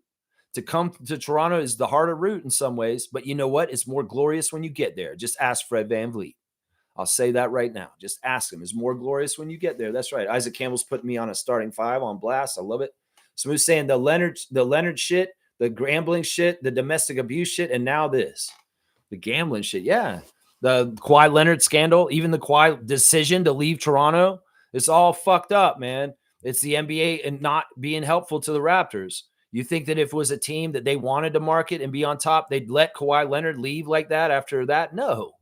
It's another example of the NBA fucking with their bullshit against us, man. I'm telling you, man. Kaz saying, I'm so disappointed about the All-Rich cut, man. What a joke. It's messed up. But in some ways, we got to pick up and go forward and just do what we do. Trust in Bobby. Trust in Masai before him. Masai Ujiri, always with us. Fuck you, Ed Rogers III. Fuck you. And if this was some sort of weird MLSE cost-cutting move, it's like we're cutting costs everywhere. No new staff hired and fire more people. Fire Masai.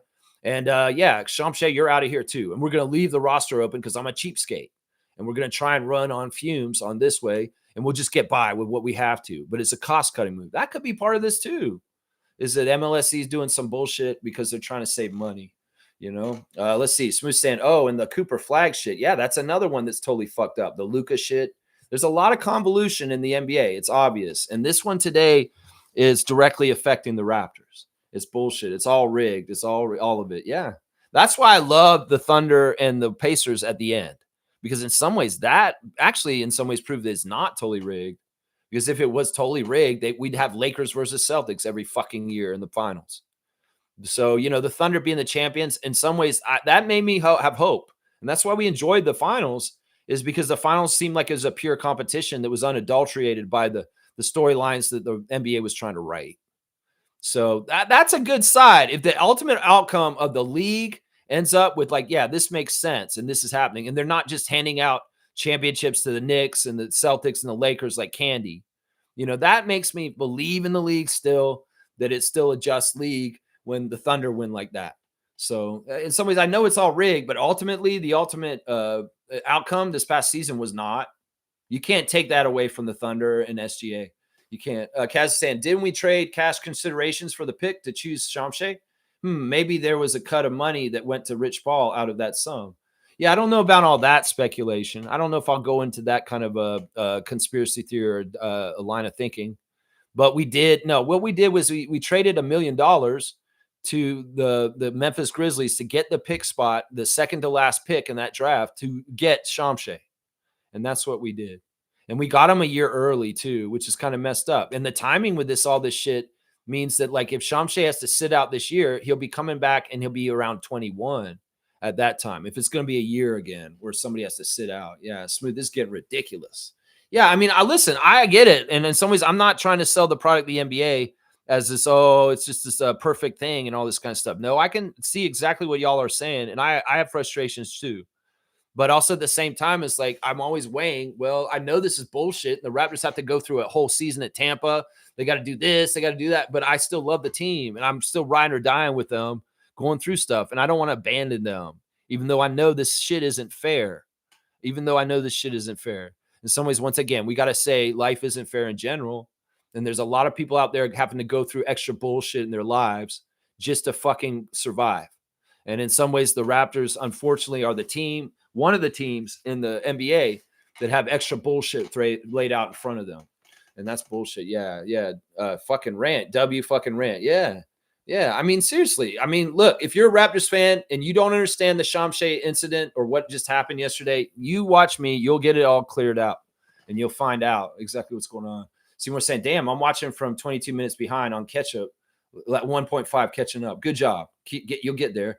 Guys saying Aldrich was just working out with Serge. Like, what the fuck? I know. I mean, is this what it is, Rich Paul? You just want him to get the good habits and the good the development in the beginning, get the orientation from the beginning. Well, does that carry into the next organization, even if they're really toxic, like the Lakers? No, it doesn't. And you see that shit with Christian.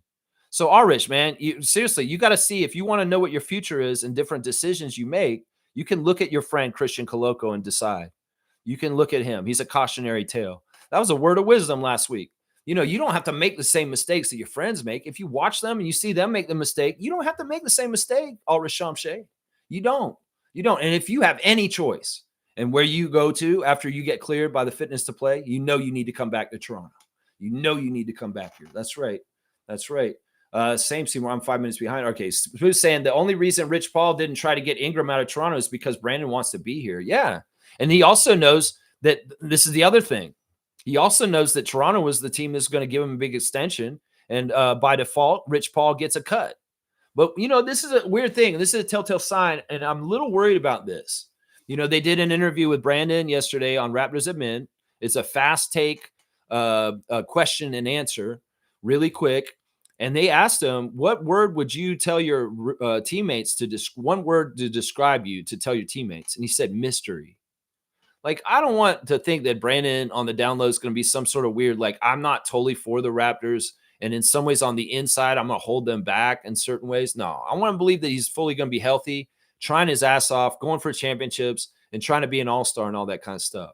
But in some ways, I do have a little bit of mistrust for Clutch and Rich Paul and the bullshit that they do. Is the whole goal with Brandon Ingram just to get the big cash payday? Well, let's just see how his career goes in Toronto. This motherfucker starts auto-portering or accumulage winning, then we'll see what actually was the truth. But if I see him show up and he plays and he does what he's supposed to, like Kawhi Leonard, well, that'll be good. That's what we want. But in some ways, I am a little suspicious of you, Brandon Ingram. And you want to give us a taste, show us what could be possible, and then all of a sudden you're not available for a lot of games. There's something going to be weird about that. I wouldn't want that to happen. I want you to have a very healthy season. Play all 82, in fact. Yeah, we'll have to see. Seymour saying, salute champ. That's right. Salute the champ, Kaz. Dunk for Smooth. You want a dunk for Smooth? All right, we can do that. All right, Reggie's getting a dunk as pertained from Seymour Pape. Smooth is at 184. 184. All right. Okay. All right. We're moving along. This is a lively discussion this morning. In some ways, this may be a longer stream just because there's a lot of news today.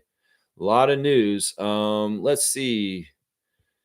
Seymour saying, Lex, yes, finally, the rant. I needed to hear finally. The league is trying to clip our heels. They are. It's just obvious at this point. You know, the rule that kept us from getting Allen Iverson was so fucked up, guys. They only had it in effect for 5 years. And it really was the 5 years of the expansion years for the Raptors from 95 to 2000. They changed that rule after we got out of that period.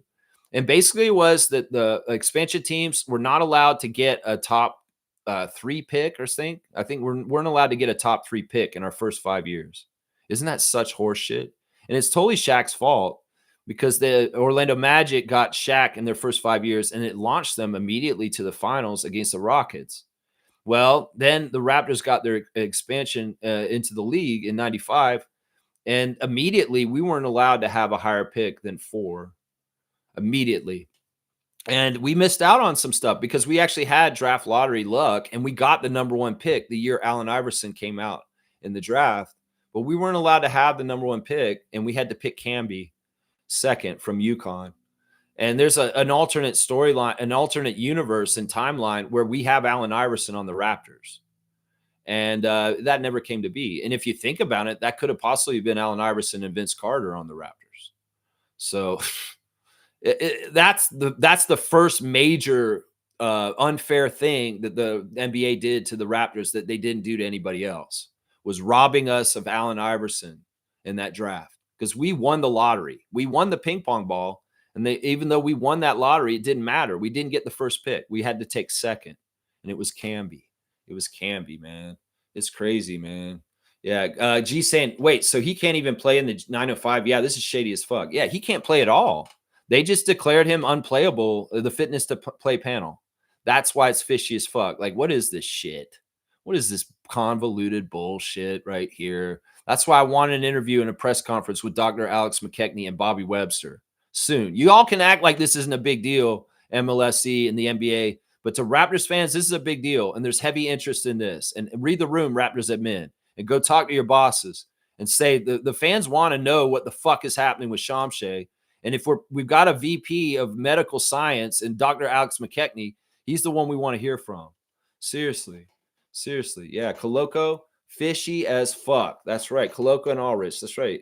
Seymour saying, Lex, you made my day today with that rant, and I'm buying a homeless person some lunch today. Thank you, sir. You know what? That's awesome. It's true. It's like you pay it forward, you do an inspirational rant, and all of a sudden it's just good things are ballooning off of it. And I love that so much. Seymour, you're getting a dunk. He's moving up on the dunk charts, Kareem. He's coming for you, man, because he got a huge dunk the other day. Now he's at 237. 237 on the dunk charts. You're within 10 of Kareem, man. You're within 10. This is crazy, man. I love that. Me getting all pissed off and cussing a lot at the NBA and Rich Paul makes Seymour buy people lunch. It's just like, that's pretty cool, man. Randolph's here. Good to see Randolph Phillips. Blessings, beloved Raptor Freaks family. Loyalty is negotiable when money is involved. What's the source of your loyalty? Wow, this is a deep one. You know, there's a lot of weird shit that's influenced people's loyalty right now. Fear is one of them. A lot of people are kowtowing to bullshit because they're scared. Don't do that. We need to resist. We all stand. Some people can be won over with money. You know, somebody's a problem and stuff like that. You buy them off. You say, yeah, just go away. Here's $1 million. Just go away, Raptor Street. What is your price? Like the $1 Million Man says. You know, I once again, I'll say this. The biggest fight for humankind in the next decade, the next 50 years, the next 100 years is this versus this. And that's the money, the capitalism, the exploitation of people and the natural resources of this planet for short-term gains and the sick sociopathic ways of capitalists at the highest level of finance and the way that they speculate and they fucking destroy all of our lives with their bullshit monopoly game, which they're going to get even more intense with in the near future. Or is it about the heart? Is it about the people? Is it about Seymour Pape getting a lunch for a homeless man?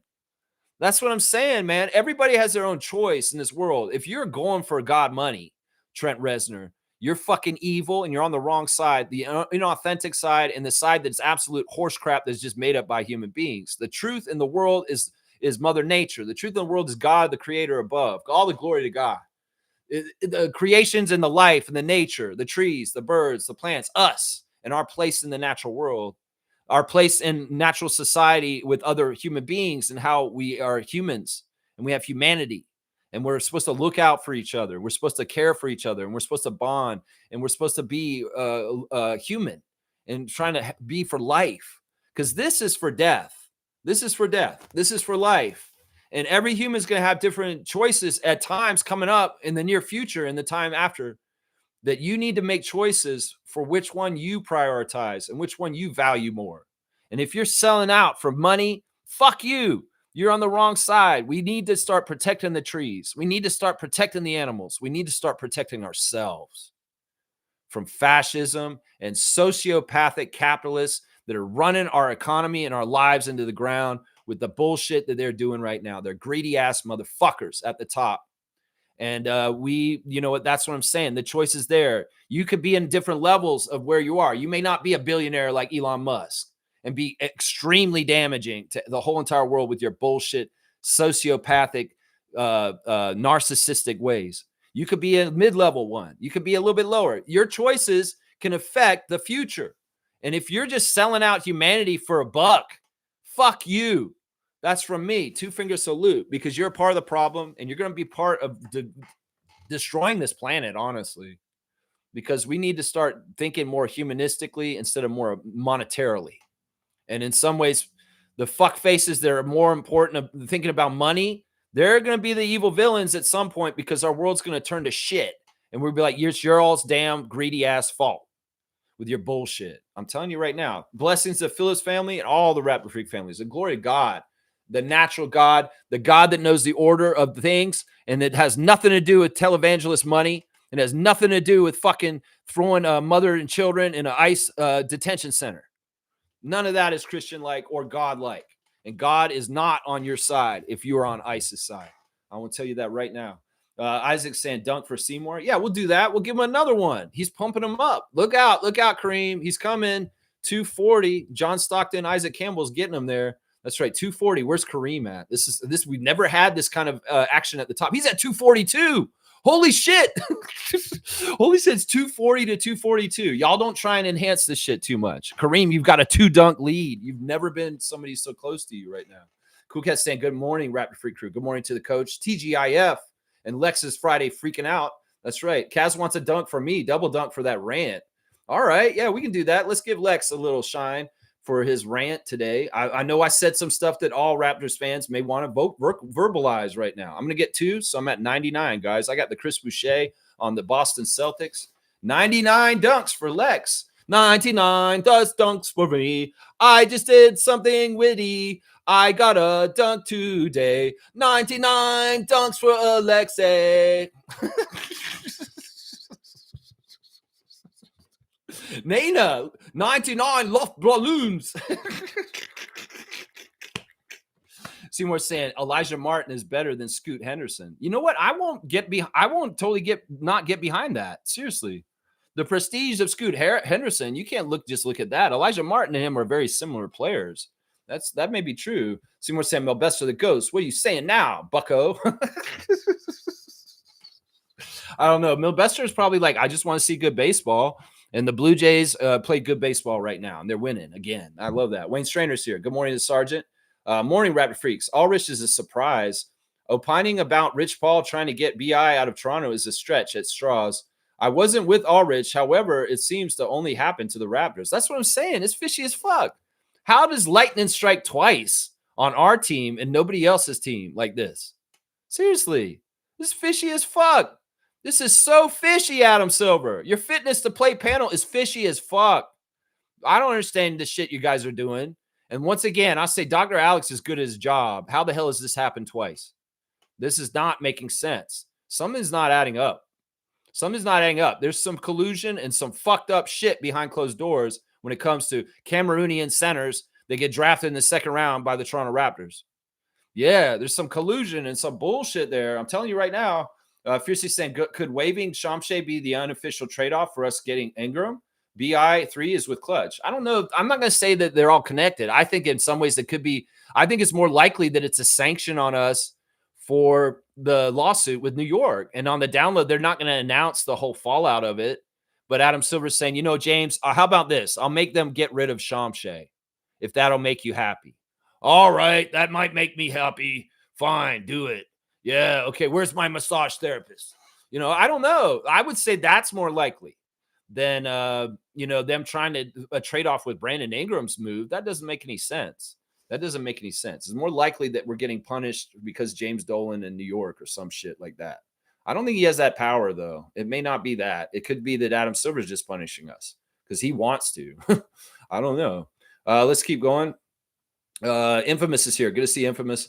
BI is the only Clutch client left on the team. With Masai gone, I don't blame Rich Paul for getting Ulrich out of Toronto. This is why you don't get rid of a man like Masai. The pipeline may be closed. Yeah, I mean, well, this is the thing. I'll say this about it, Infamous. I agree with you as far as like Masai had the pipeline. Masai created it, and the NBA may not have liked it. I mean, if Rich Paul's turned on us because we fired Masai Ujiri, and he doesn't want any of his clients coming here, Common, Koloko, or Ulrich, okay, whatever. In some ways, I'll be happy to not really have any Clutch on our team at a certain point because it seems like Clutch has just been mysterious and full of shit around our team. Whether it's Nick Nurse, in some ways, Fred's decision to go cash out in Houston, whether it's the weirdness with Shamshay and Koloko. The Clutch has just been an entity that I don't want to fucking deal with anymore in the future, Bobby Webster. If we can avoid that agency altogether, that's probably good because they are always fishy as fuck. And in some ways, that worries me about Brandon. That does worry me about Brandon. It's a little fishy. That's right. And, I would say this about the pipeline closing up for Africa. I don't think that's true.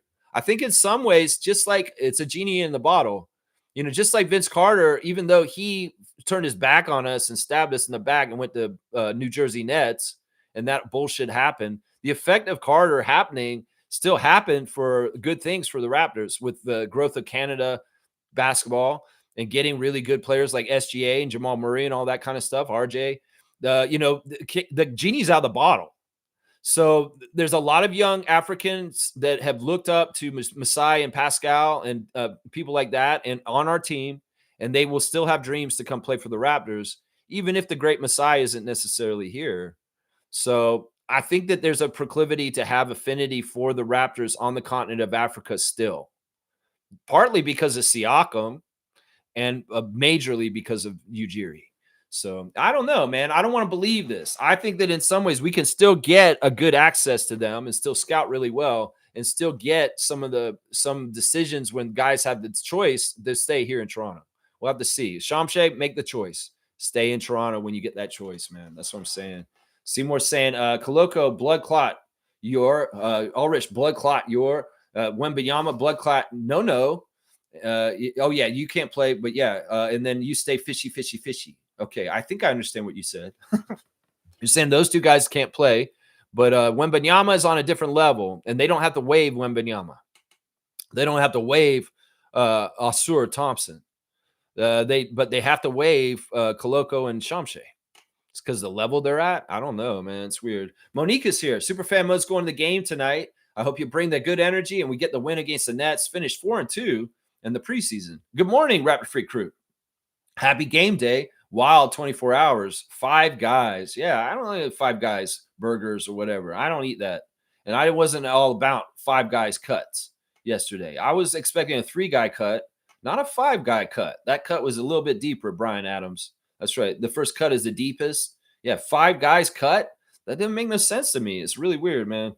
But Bobby Webster, I trust you, and you're the managing wizard. And well, we're just gonna have to see how you all your game plan is and why you did this.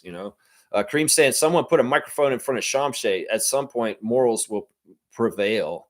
Yeah, that's what I'm saying. Look, I think you're exactly right. Evil and badness and all this, the natural world will even it out in some sort of way. If we annihilate ourselves, there will be living organisms that still live on this planet without us. and the nature will reclaim the planet from us. If we really intensify the heat, which we are, and people just like kind of go away extinct because the temperature around the globe is way too high for life to be sustained, there will be life forms that are able to go through that transition and be in the new world. But it's like the dinosaurs. We really setting ourselves up to go the way of the dinosaurs with the climate change issues, and we've gone to the tipping point. There's no turning back at this point. We can't fucking reverse this shit. It's gonna happen.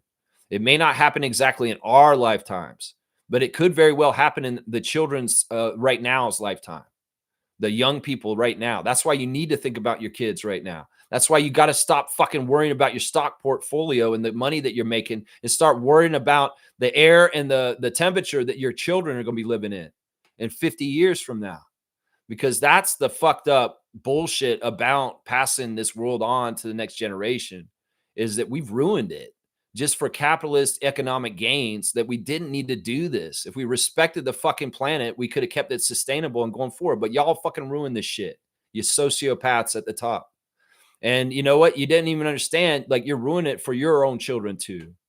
And that's why these idiots are trying to build rockets and get the fuck out of here, because they know the science is true. Why do you think these guys have childhood dreams of being on rockets? No, because they read the room. They know the science is true, and that they know that this fucking planet's going to be uninhabitable, and they need to go fucking find out where they're going to go. Well, you go ahead and go on blast off, Jeff Bezos and Elon Musk.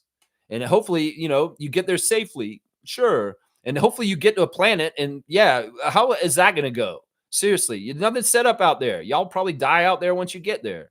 So this is like, you're fucked either way. This is just like the Grim Reaper. It don't matter if you're a prince or a pauper. You're going to the casket either way. So you motherfuckers, you're not going to beat this, because you're not going to get a rocket and go somewhere in time to get out of this without everybody else. So I would just say that, start thinking about your children and start thinking about the wet bulb and fucking the temperatures rising and the coastlines rising and all the other bullshit that we're going to go through in the near future because of this bullshit that we've made bad decisions environmentally. So, that's it right there. Sorry. But if you don't like what I'm saying, it's just science, motherfucker, and you don't have to believe it. It'll happen no matter what, whether you believe in it or not. Let's see. Where are we at in the chat? I'm sorry. I'm going on Friday freakouts here. And yeah. Shaq Lindsay saying, so what's going to happen if Jakob gets injured? Sandro, Mobo, Colin Murray Boyle, Scotty, or maybe BI is going to play center. Yeah, we're fine with center. That's the thing. Shamshay was not counted on for anything for sure this year. So that's why, even though this happened, it's not going to really hurt us this year, because he's an extra. In some ways, he's a project. He's down the pipeline. But that's the thing. We already invested time in trying to bring that project down the pipeline and where we wanted him to hit later on. But in the short term, it's not going to affect us that bad. The center position's fine with Sandro and those guys you named. If there is issues, well, we have flexibility because we have an opening and we can go get somebody else if we have to. So, yeah, I don't think it's anything like this, man. I think it's just that, Shamshay's a project. We were going to try and get him more and more time in the rotation on the main team. But he wasn't anybody we were exactly leaning on or depending on for the season. So I wouldn't change any of the aptitude about how well our team's going to do this year just because we waived Shamshay yesterday. Yeah, I wouldn't do that. Yeah. Yeah, we've been down that road before. What the fuck? It's not going to be like that, Shaq. I'm going to tell you right now, you don't really believe in Sandro, but he's a reliable backup center, and he's going to be fine. Jonathan does okay. He's gotten better in just 1 year, and he does okay. But yeah, don't freak out about this. There's no canary in the coal mine here. And plus, once again, there's ability for Bobby he's got roster spots that are open. And who knows, there may be somebody talented that's kind of floating right now as another big that he could get improvise and get them in here all of a sudden if we're really in a lurch. But right now, Shamshay's gone, but Jakob's healthy, and we should be fine. We should be fine, man. Kaz is saying, did Wemby do the fitness to play thing when he had the blood clots? He apparently, I don't know how the fuck they handled him with that. I didn't pay close enough attention, but maybe I should have. But he had to go through this, but I'm sure his program was nothing like Shamshay's or Koloko's. I'm sure, because he's such an important player of the league. And in some ways, they're not going to rip him off of the Spurs, but a lower level player, somehow the fitness to play panel is a way to rip players off of other teams if they're a lower level player. But if it's a big time player, no, they're not going to make you waive them. I don't know why they give special rules to other teams in that way in different brackets of where. That's where Fred VanVleet needs to go talk to them on the Players Association and fucking figure this out, Fred, so it's fair for everybody. And do us, in some ways, I love Fred in that position because you know what? He's going to look out for us on the down low. He's going to try and make sure things are fairly happening to the Canadian team also. So I'm really happy Fred's the president of the Players Association because he's an ally that we know we can trust. So let's see. Shaq Lindsay saying Sandro's a good backup center, but not a starter.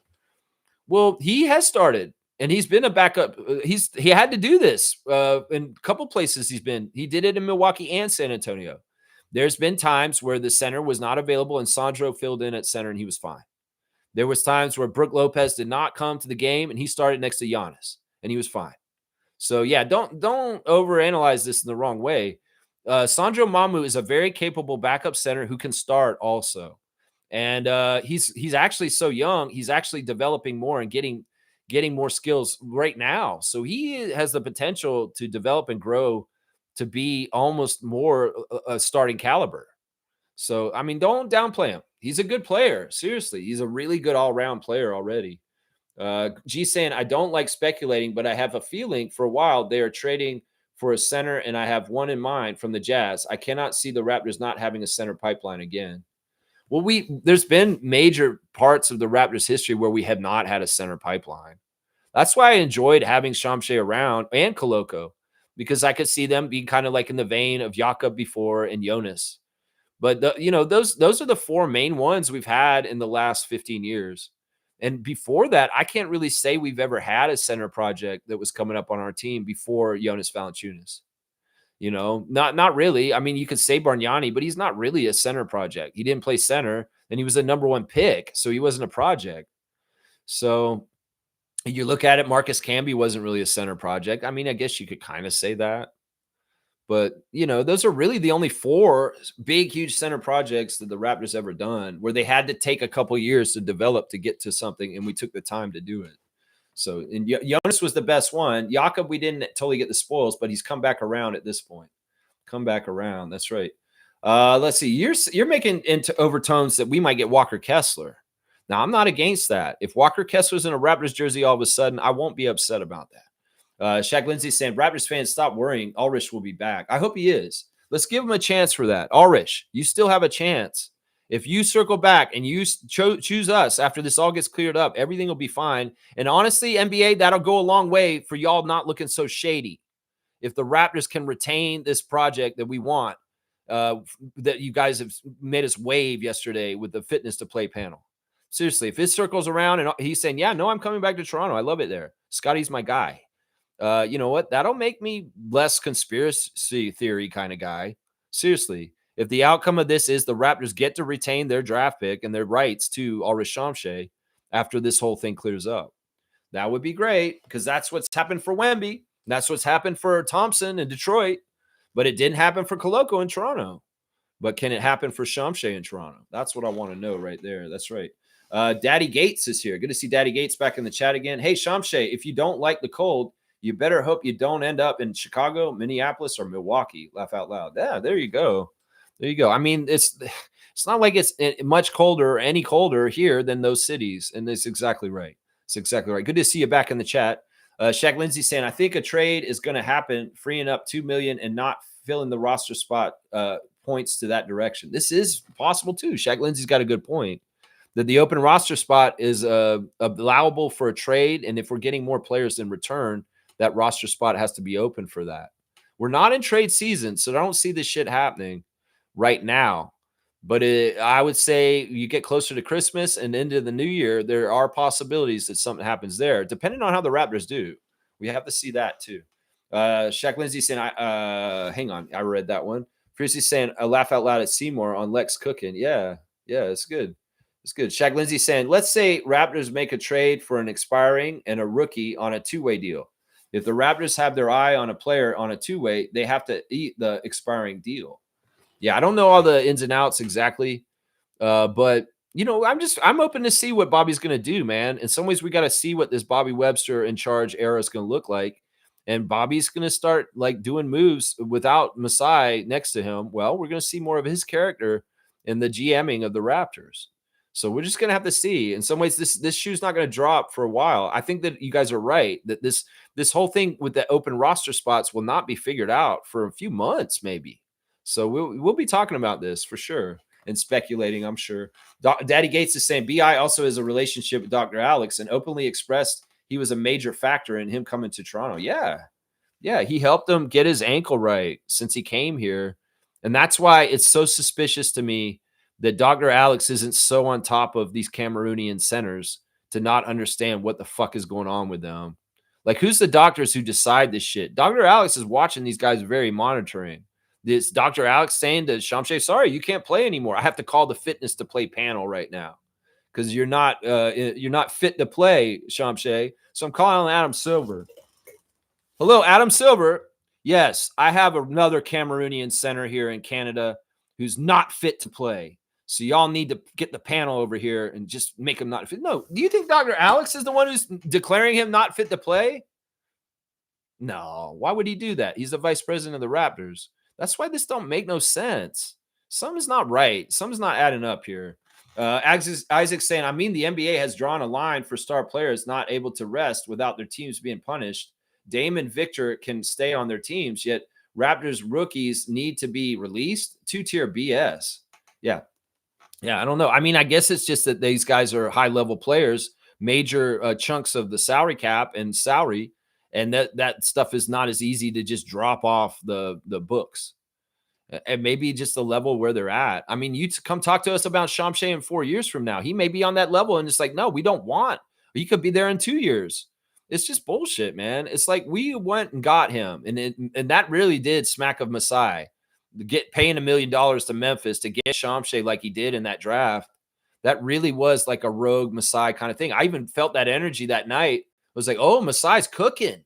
Okay, he got Shed, he got Mobo, he got Walter. Wait a second. They just went and bought another pick, and they're picking at the end. That was kind of a big FU that Masai was sending to people. And it could very well be that, like, the Koloko thing was happening. He's like, you know what? You're going to do that shit to me with Christian. Well, we're going to go and get another Cameroonian center to defy you.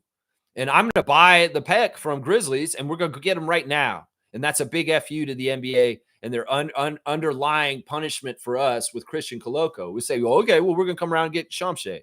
And now that Masai's not there, and now that fitness to play panel's here, they're going to do the same damn shit to Shamshe. I don't know. Some of this shit I'm saying makes sense, right? Some of this shit makes sense.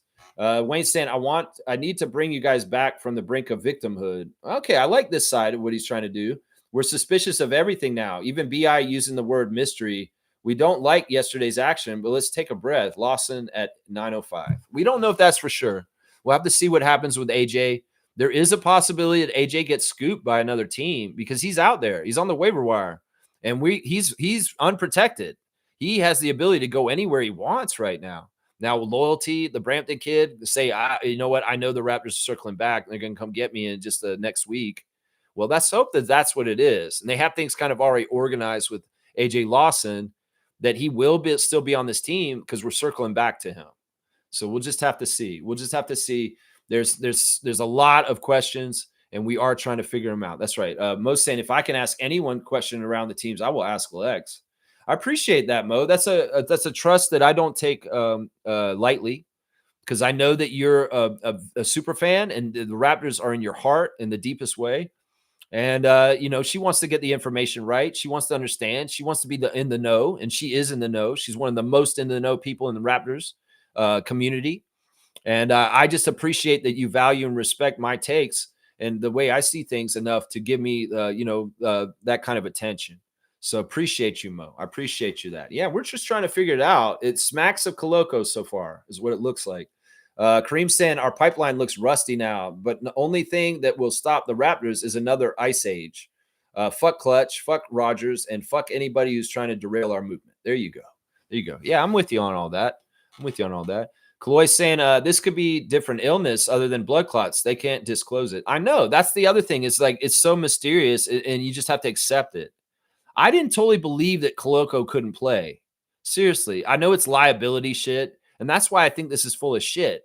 Because in some ways it could be like, yeah, we're worried about him having an issue on the floor. How likely is that? Or is this just some bullshit thing made up so that you can just take somebody out all of a sudden? Like, seriously. I want to know more about the medical science of this shit and the truth about it, because in some ways this is so mysterious and so made up kind of bullshit. And it didn't seem like Koloko was that in a place where he couldn't fucking play the whole time he was out. And right now, the same thing looks like with Shamshay. I mean, I saw him play at Summer League. He looked fine. Why the fuck wasn't he able to be in training camp? He didn't get hurt or anything. We didn't hear about him getting hurt. It's shady as fuck. It's shady as fuck. And if I really want to, I can be a detective about this. I can piece together timeline and evidence at different times, and I'll bet you I could bust a hole right through the fucking lies that are going on right now with the NBA and the fitness to play panel. Because there's certain things with Shamshay around the team right now that you could probably go look at, and if you have the timing and everything, you could probably deduct what the fuck is going on here exactly. Because it doesn't look right. It's shady as fuck, man. It's shady as fuck. It's so shady right now. Who knows what the ailment is? How many ailments are like this where they're in this special situation like this? Most ailments, you're just like a groin pull or I sprained my ankle. They don't put fitness to play on that kind of shit. How many ailments are there actually out there that get you to this outcome where there's a panel saying we legally can't allow you to play because the lawyers say we would get in trouble if you just drop dead on the court? I mean, we know Chris Bosh had to retire for one of these, this very reason, right? So maybe it's a very serious thing. I don't know. In some ways, I wish y'all would come clean on the science of this and the reasoning and the actual rules with the fitness to play panel, because I don't feel like y'all have been very clear and very like applying it evenly in the ways that it's come up is what I'm saying, man. It don't make no fucking sense to me, man. Let's see. Shaq Lindsay saying that player on the two-way deal can be upgraded after the deadline and it won't affect the salary cap. Yeah, see, if there's any kind of finagling and tricks, Bobby knows them and he's going to do them. And that's why we should have utmost confidence in our guy, Bobby Webster, as a salary cap genius and just one of the best GMs in the NBA. So he's going to finagle it. He's going to get it right. Kareem Thomas saying, damn, Iverson, Carter, and McGrady sounds crazy. Yeah, never was allowed.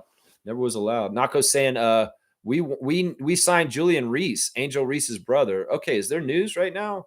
Let me go to Blue Skies and see what the hell the news is here.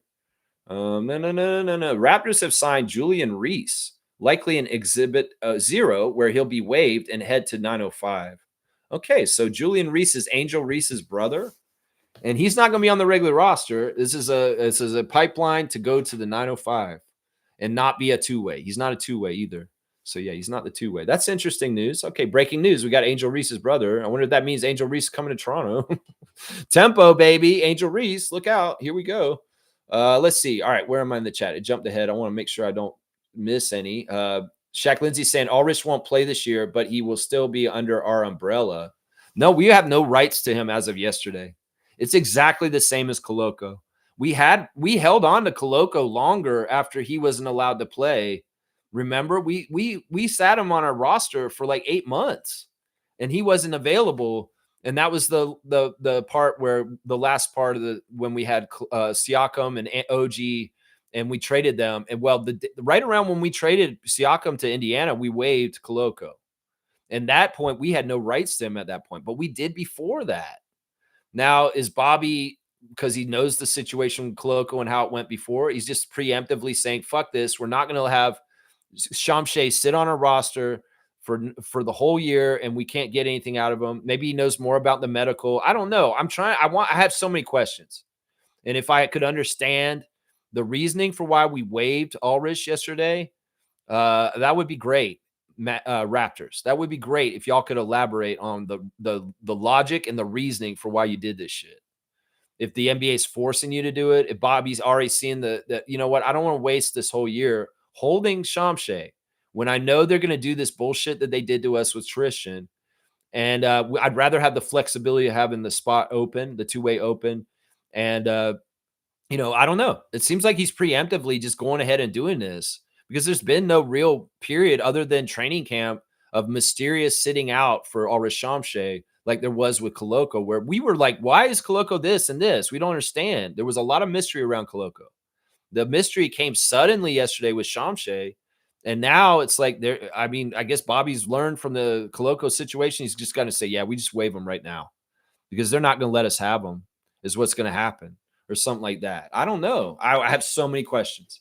I have so many fucking questions, man. I wish he's still under our umbrella, but he's not technically. And neither is AJ Lawson. Every single one of those guys who got cut yesterday, none of them we have no rights to. None of those 5 guys. Seymour wants the Canadian goods on straight goods, Canadian goose. All right, let's see. Who do I got for my Canadian goods today? Guys, today I'm talking peanut butter. Yeah, peanut butter. Yeah, Nuts to You Butter Inc. is a Canadian company, and they have Nuts to You peanut butter, Nuts to You crunchy. So Nuts to You play fitness to play panel, Nuts to You butter, Nuts to You organic peanut butter. So Nuts to You Inc. They got crunchy version, they got the smooth version, they got the organic version. And it's locally owned and manufactured here in Ontario with natural ingredients. So yeah, support Canada. Get your Canadian peanut butter from Nuts to You Nut Butter Company.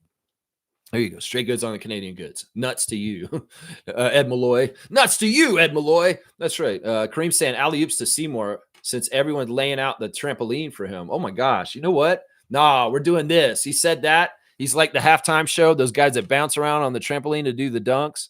And it's like Kareem Thomas is going to do the flip up to get Seymour to dunk it in. You know what, man? Nah, your benevolence is actually a reverse. And Kareem's going to get the dunk from here because Lex is directing it in this way. So 245 Kareem Thomas. Nah, he's not catching you yet.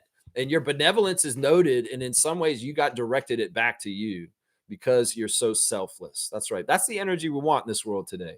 He's like wanting to give to Kareem. Kareem's wanting to give to Seymour. I'm saying, well, you know what? That's benevolence. I'm giving it back to you instead. That's right. He's going to come. He's going to try. Yeah. Salute.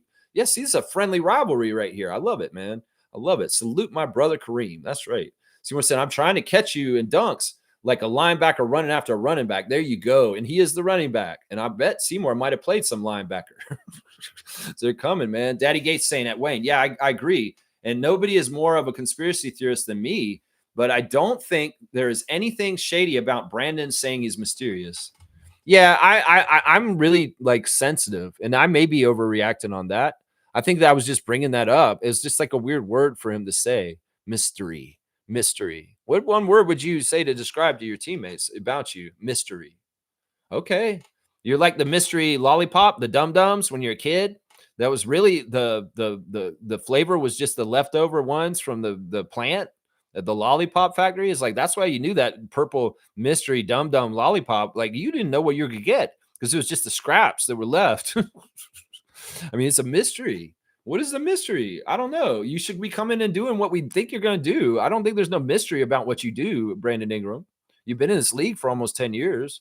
I think we know what your game is. I don't know what kind of mystery this would be. Mystery is your intentions. Yeah, maybe I'm speculating too far. Maybe I'm sensitive and I'm defensive for my team. And that's part of it. I think that's what it is. Let's see. Shaq Lindsay saying Ulrich hasn't played enough games to be wanted by another team. No, let's not be silly, man. The people can see what he is and who he is. They covet him. They're going to covet him more than they covet Coloco. I'm telling you right now, this could work out really badly. And I want to say this right now, the day after he got waived by the Raptors. If there's a future ahead of us where Ulrich Shamshay is an all-star on another team and he blows up, don't come after Bobby Webster for yesterday. Seriously, understand there's some shady ass shit going on with Cameroonian centers, the NBA, and the fitness to play panel. I'm serious because I'm telling you right now, Shamshay is a sure thing, and other people around the league can see it just like I do, and he will be coveted, and they will be coming for him. And now that he's freed up, it's up to Shamshay though. Apparently, when you're in that waiver wire and you have a choice, you get to choose who you want to sign with. So make the right choice, Ulrich. Make the right choice. And come back to Toronto is the right choice. Kaz saying, yep, I can't stand Rich Paul and Clutch. Agree with your statement that we should try not to work with Clutch clients as much as possible. I just feel like there always was some sort of level of collusion with LeBron James's ownership of that agency. This just doesn't seem right. There's a conflict of interest here. And I've never felt comfortable with it. Never, ever felt comfortable with it. That's right. Shaq Lindsay saying, unless he wanted out. I don't know if Shamshay wanted out. A lot of the signs have shown that he really does like his teammates. He's bonded. You know, we've seen him very actively at everything. If he didn't really want to be in Toronto, why the fuck did he go to Banff? Why the fuck did he go on this whole road trip with us? He could have sat and sulked somewhere else with Rich Paul, showing that he didn't want to be there. But no, he showed up for everything, and he did everything. And he had a smile on his face too when he was doing stuff. And he was hugging people when they're hitting game winners. And he was excited. No, the signs are showing that Shamshay did not want to leave Toronto. So that may be a good sign that he may still circle back with us, guys. We'll just have to see. You know, it's really lucky in some ways that he can talk to Christian because they are friends and they do talk to each other. And in some ways, if Shamshay talks to Koloko, he may be able to guide him a little bit with what happened with him on his decision. You know what I'm saying? So I would say this. There were no signs that Shamshay wanted out of Toronto. Not any from him, other than him saying it's cold up here. But I think he was okay with that to a degree. Maybe he was really happy more recently because he knew he was on his way out. I don't know. That could be possible too. That could be possibly too. Yeah. Daddy Gates says, oh, that's Stargate. Okay. So you're Stargate right now. Okay. So cool. It's great to see Stargate come back in the Discord recently. And now he's back on the Raptor Freak stream. Welcome back, Stargate. We missed you, man. We missed you. Shaq Lindsay saying, in that case, I question his character. Yeah. I don't know. You mean he's like a liar? I don't know. I think he's too simple. If you're really doing an FBI check on him and you're thinking about him, he's just a simple guy. He's what you see is what you get because he's a farmer. And in some ways, I wouldn't say that he's a devious person that's two-faced. I think he's very honestly projecting and putting himself out there in the world as exactly who he is, Ulrich Shamshay. Yeah. Yeah, I think so. Isaac's saying Seymour needs a paycheck, not more dunks. Don't piss off the big bosses. Don't get cooked while Lex is cooking. I don't know. Either way, I want this to naturally happen. I understand what Kareem's saying. Y'all putting him on a trampoline and bouncing him up. What really is that I gave Seymour a huge dunk the other day for the 4 quarters. I'm just really loving that segment. I feel like this is the best new segment on this channel is Seymour calling me and doing his 4 quarters with me. And so I rewarded him with a huge 30-point dunk this week, and that's what launched him up really close. So Kareem can blame you guys, but it's really my fault because I'm really enjoying the 4 quarters segment with him when he calls in. So that was the big boost, was the 30 points I gave him for that. Let's see what else we're saying. Wayne saying, you said it, Lex, 5 guys at once, strictly a business move, taking out Shamshay. It smells of strategic decision, making think freaks. How important are these 5 to our win percentage for the next 2 years? Yeah, I mean, I agree with you. They're small moves, and they're not like the main important guys, like our rotation guys and stuff like that. You know, obviously Roddy, Sarr, Roden even, but Lawson's somebody that I think is still very useful to the Raptors. And Shamshay is a big fucking fail. If this is something we had control over and the NBA is not making us do this in some ways, I don't know. I have to see more with time. Because in some ways, like I said, some people are mad at Bobby because they think that, you know, his waving of him is something that he, you know, they don't like it. And they're blaming Bobby. I blame the NBA fitness to play panel because they're shady as fuck, is what I'm saying right now. That's what I would say. Kareem saying the problem is Koloko never ate enough Timbits for him to come back to Toronto. I truly believe that Tim Hortons coffee and Timbits will make Shamshay come back. Yeah, I don't know. He's not Bruce Brown, man. Bruce Brown loved that shit.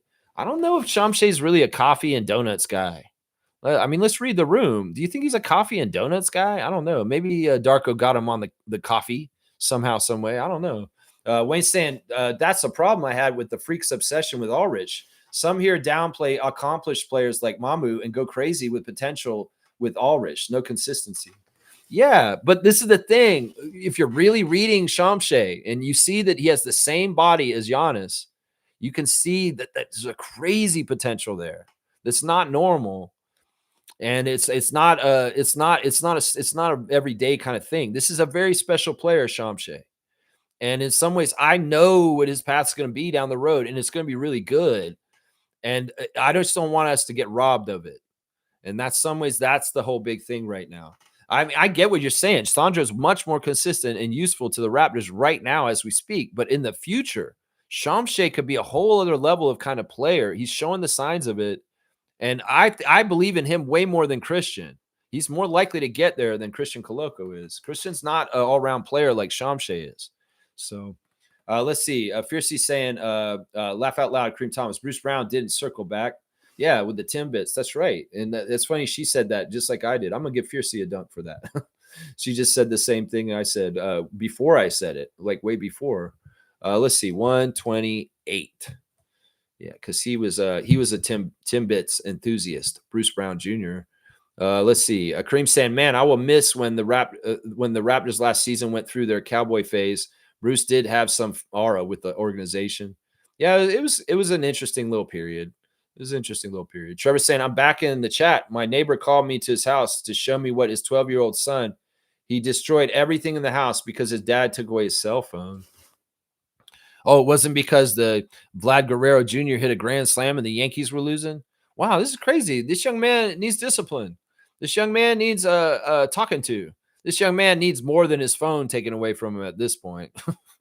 No TV, no internet, no nothing, young man. Yeah, you destroyed the house? What the fuck is this, man? This is crazy, Trevor J. You need to start filming people destroying things around you down in Fort Lauderdale because it seems like this is happening all the time. That's right. Busted up everything in the house. Crazy shit, man. That ain't right. Like, why would he do that? He has anger problems. You need to get that kid help, neighbor of Trevor. Seriously, he has anger problems. Obviously, he's working it out that way, man. That's so weak. Weak ass shit, man. Smooth saying, Trevor, that 12-year-old is sick, needs help. No disrespect. Yeah, I've seen this kind of stuff. It's really hurting. It's obviously that this kid has a trauma or an anger towards the world, and it's manifesting in violence towards ordinary objects. And in some ways, he needs help. He needs to talk to someone. Obviously, he may be in a situation right now, presently, that they don't know he's under, and he's under a lot of stress, and it's manifesting this way. There could be all kinds of reasons. I don't want to speculate on it too much. Yeah, I don't want to. Yeah, help now to avoid worse later. That shit is not normal, man. Yeah. Yeah, if you're 12 years old and you destroyed your house, that's not good. This is a weird like detour all of a sudden. I didn't call this one. Seymour saying I would have got sent to shower, then get the belt for that. Yeah, I don't know, man. You just lost your phone. Oh my gosh, what a privileged little shit. Oh my gosh. Let's see. All right, let's see what else we got in the chat. Let's keep going. We're getting near the end of it, and I'll go ahead and do the other stuff. Trevor J saying he destroyed the whole house. Everything in the bedrooms are broken. Kitchen appliances, broken TV, nothing was standing. That's crazy. Are you sure it wasn't an ice raid? I mean, shit. That's crazy, man. Mo's saying this, and Lex, I'll try and ask questions around the team, but will they answer me? I don't know. I don't know what you can get. Whatever you can find out, Mo, we love for you to share answers. If you know more about the Shamshay situation or any of the guys who got cut, like AJ Lawson, Jared Roden, that'd be fantastic if you could share that stuff with us on the reaction tomorrow or sometime. Sunday report. I'm going to be doing my preview of the Eastern Conference. I'll be ranking the 15 teams in the Eastern Conference and how I see that it's going to lay out for the Eastern Conference. And I'm going to do it in the way that I see it and not the way Bleacher Report or ESPN sees it. So Sunday special report, 9:30 a.m. on this channel. We're going to do an Eastern Conference preview to get ready for the season. And I'm going to go over my 15 and the rankings of how I see it's going to lay out for the season. We'll see if I'm more correct than ESPN. We'll see. Yeah. Fiercely saying that, Trevor, your entourage seems to have anger management issues. No shade. It's not his entourage. That's his neighbor. His neighbor just wanted to say, hey, come on over. Come on over, neighbor. Look at what my son did. I'm so proud. He's such a psychopath. We're really raising a good psychopath here. Yeah, look, he destroyed my TV. I think this is amazing. I would be upset, but I'm really enthralled with his strength and just his determination to destroy everything. We're really raising him right over here. Trevor's like, what the fuck? What's going on here? This guy's proud of his kid doing that? No, he's not proud of it. Why would he bring the neighbor over to look at it? He should be hiding that shit. He's proud of it. Look at my son's destruction capabilities, Trevor, and be amazed. Is that the energy your neighbor came over with? He's like, yo, Trevor, come on over. Come on over. Look at this. Look at this. Look at my son. He's crazy. Look at what he's doing, man. He's putting holes in my wall in my house. This is fun. You're weird, bro. You need to get help, and your son needs help, obviously. I don't know what's going on there, man. I don't know why they came over there, man. Fiercely saying, but all seriousness is a sign of help and need. Yeah. Especially, if you see a kid torturing an animal like a frog or something like that, those are serial killer tendencies in a young person.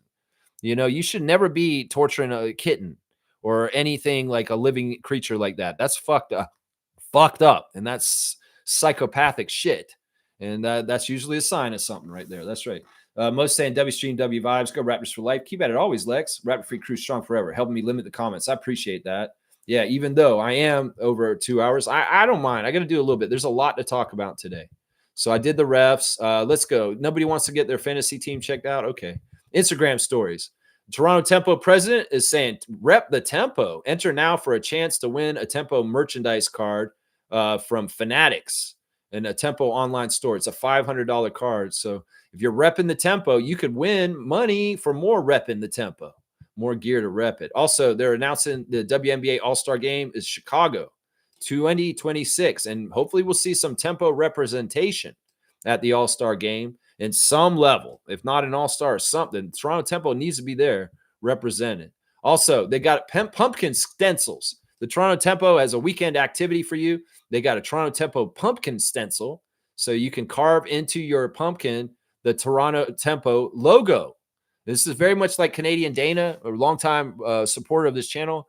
She made a Toronto Raptors championship pumpkin, carved it in. It's very nice. So if you guys want to carve a Tempo pumpkin, they've got your stencil to draw it on the pumpkin and carve it out so you can have Toronto Tempo logo on there. That's pretty cool.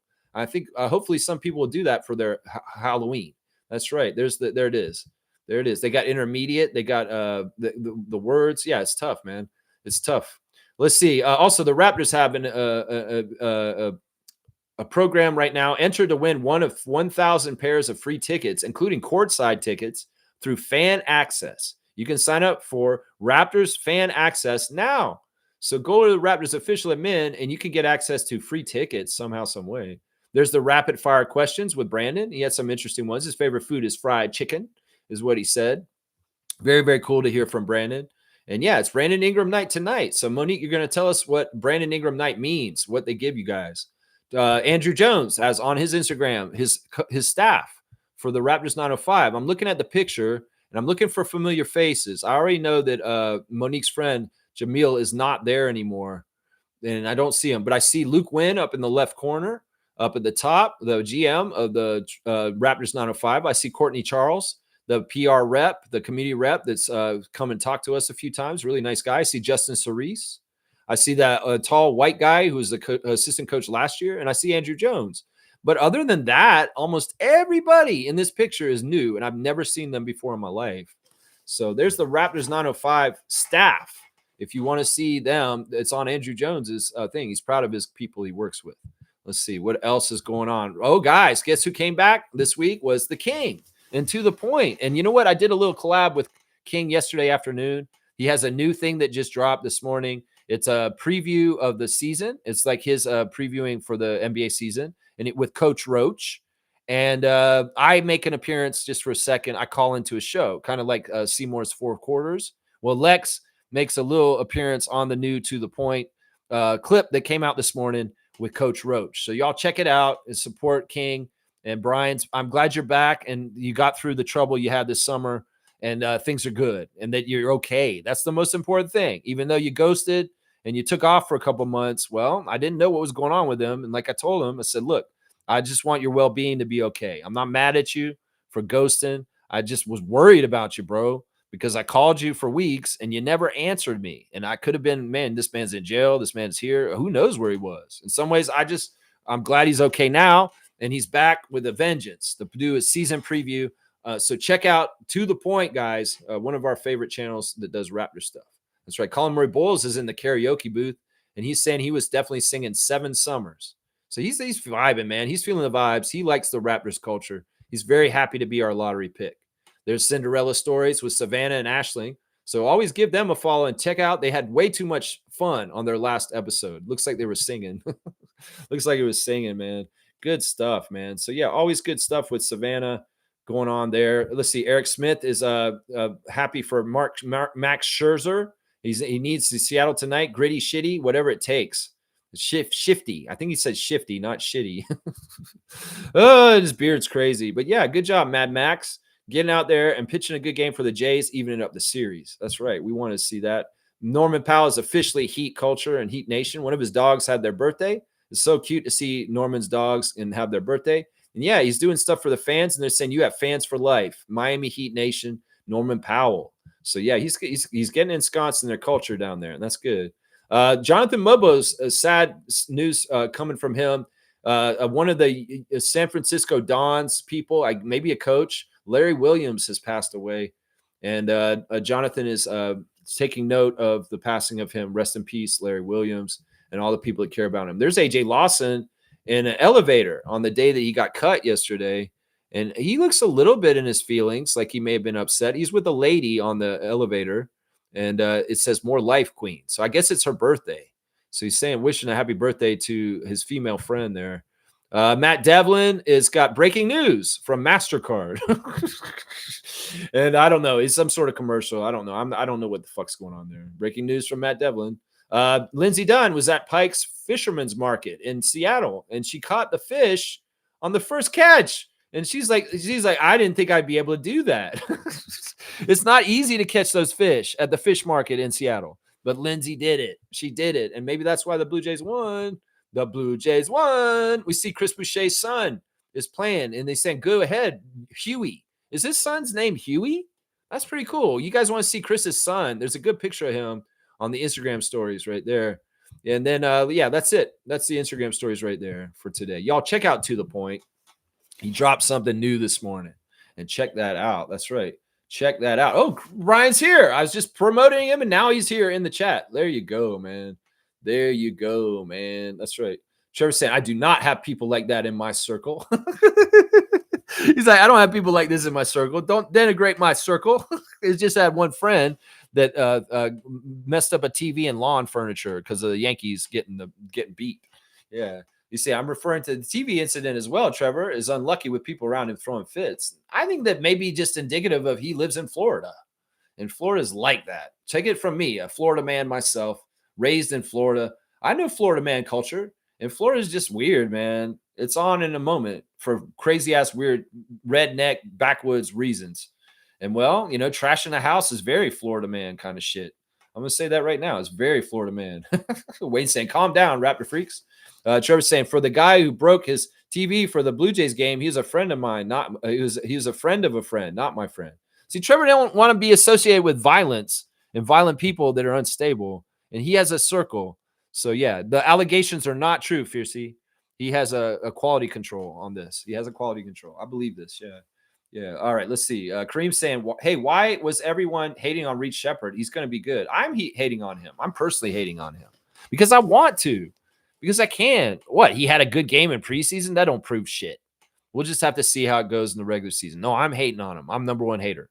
If you want to ask me why I'm hating on him, because the NBA wants to make him a golden boy without him earning it. They just put him in the line of Ben Simmons and Zion Williamson and all these other people that the NBA wanted to make a superstar coming in the league. And well, he busted out in his first year. And in some ways, I don't want the NBA to anoint golden boys in this league. And they're trying to anoint Reed Shepherd as a golden boy right now. Fuck that. The only reason why he's getting this is because Fred's hurt. And in some ways, I don't want him to be successful, Kareem. I am hating on him. And yeah, so what if he got 28 in a preseason game? It's fucking preseason. Who gives a shit? Who gives a shit? He has to do that in the NBA. He has to do that in regular season. And he has to do it consistently. I'm not going to say I still think he's a bust because he's undersized for the NBA. He's a good college player. And half his shit doesn't translate to the NBA. He can look good in G League. He can look good in Summer League. He can look good in preseason. Don't mean he's an NBA player. And I'll say this also. He didn't look good in G League last year. He was bad in G League. He played in G League last year, and he was not that good even there. So hold your horses. One good game. Come on now. Bronny James has had one good game. Come on now. Come on now. Yeah, Brian's saying, what's up, Freak Nation? What's up? What's up, Brian? I was just promoting you.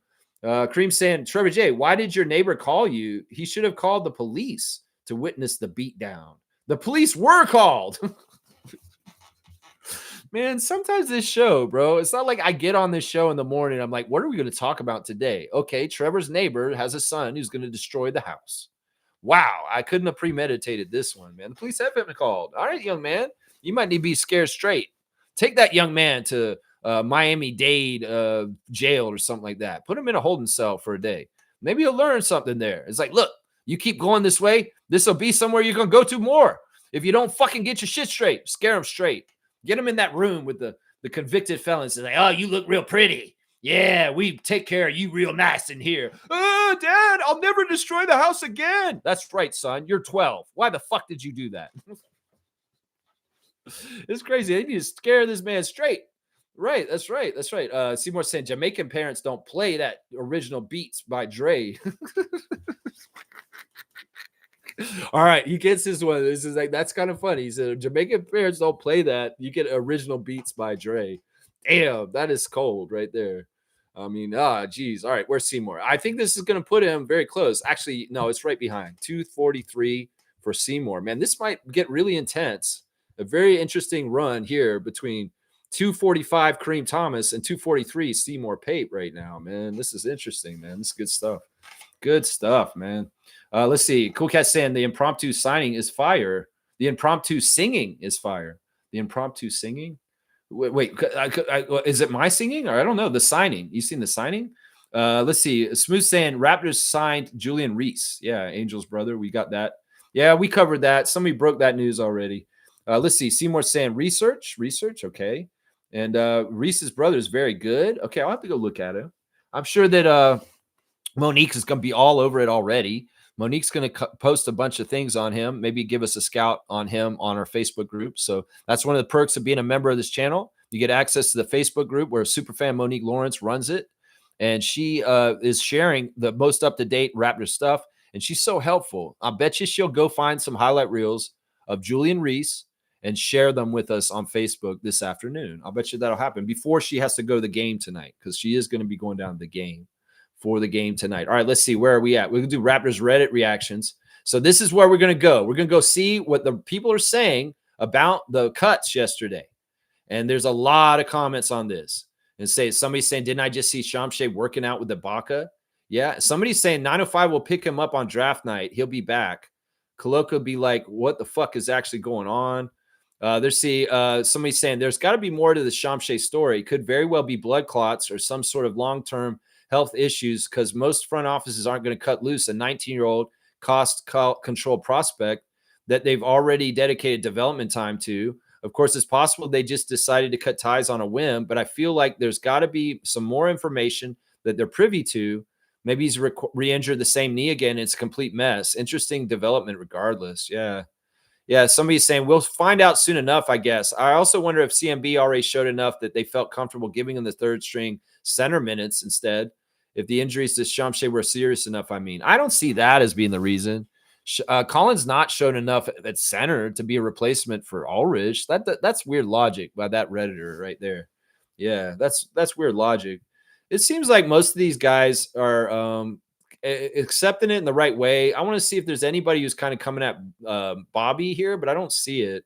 Everybody's just kind of confused and just kind of like, what the fuck is this going on, man? Yeah, it doesn't totally make sense. Either way, I don't know. Raptors Reddit, we're going to have to get more information down the road for sure on what the hell just happened here. So yeah, that's my Raptors Reddit for today. There's no birthday today, guys. So yeah, we're going to finish up real quick. We're going to get on Classic Card. That's right. Yeah. You're the third person to give us that. Raptors just signed Julian Reese. Yep. You're the third person. We got breaking news. All right, let's see. Okay, this is fun. I like this one. All right, guys. Classic card of the day. Full name answer. Whoever writes in the full name answer gets the classic card points for today. So don't get Seagull. Here you go. Here's our card for today. If you can tell who that is, write in the full name answer. He does have a connection to us, of course. Yeah, Ed Rogers is cheap. Maybe that is part of what happened. Lou Williams is right. James got it. Isaac's right behind him.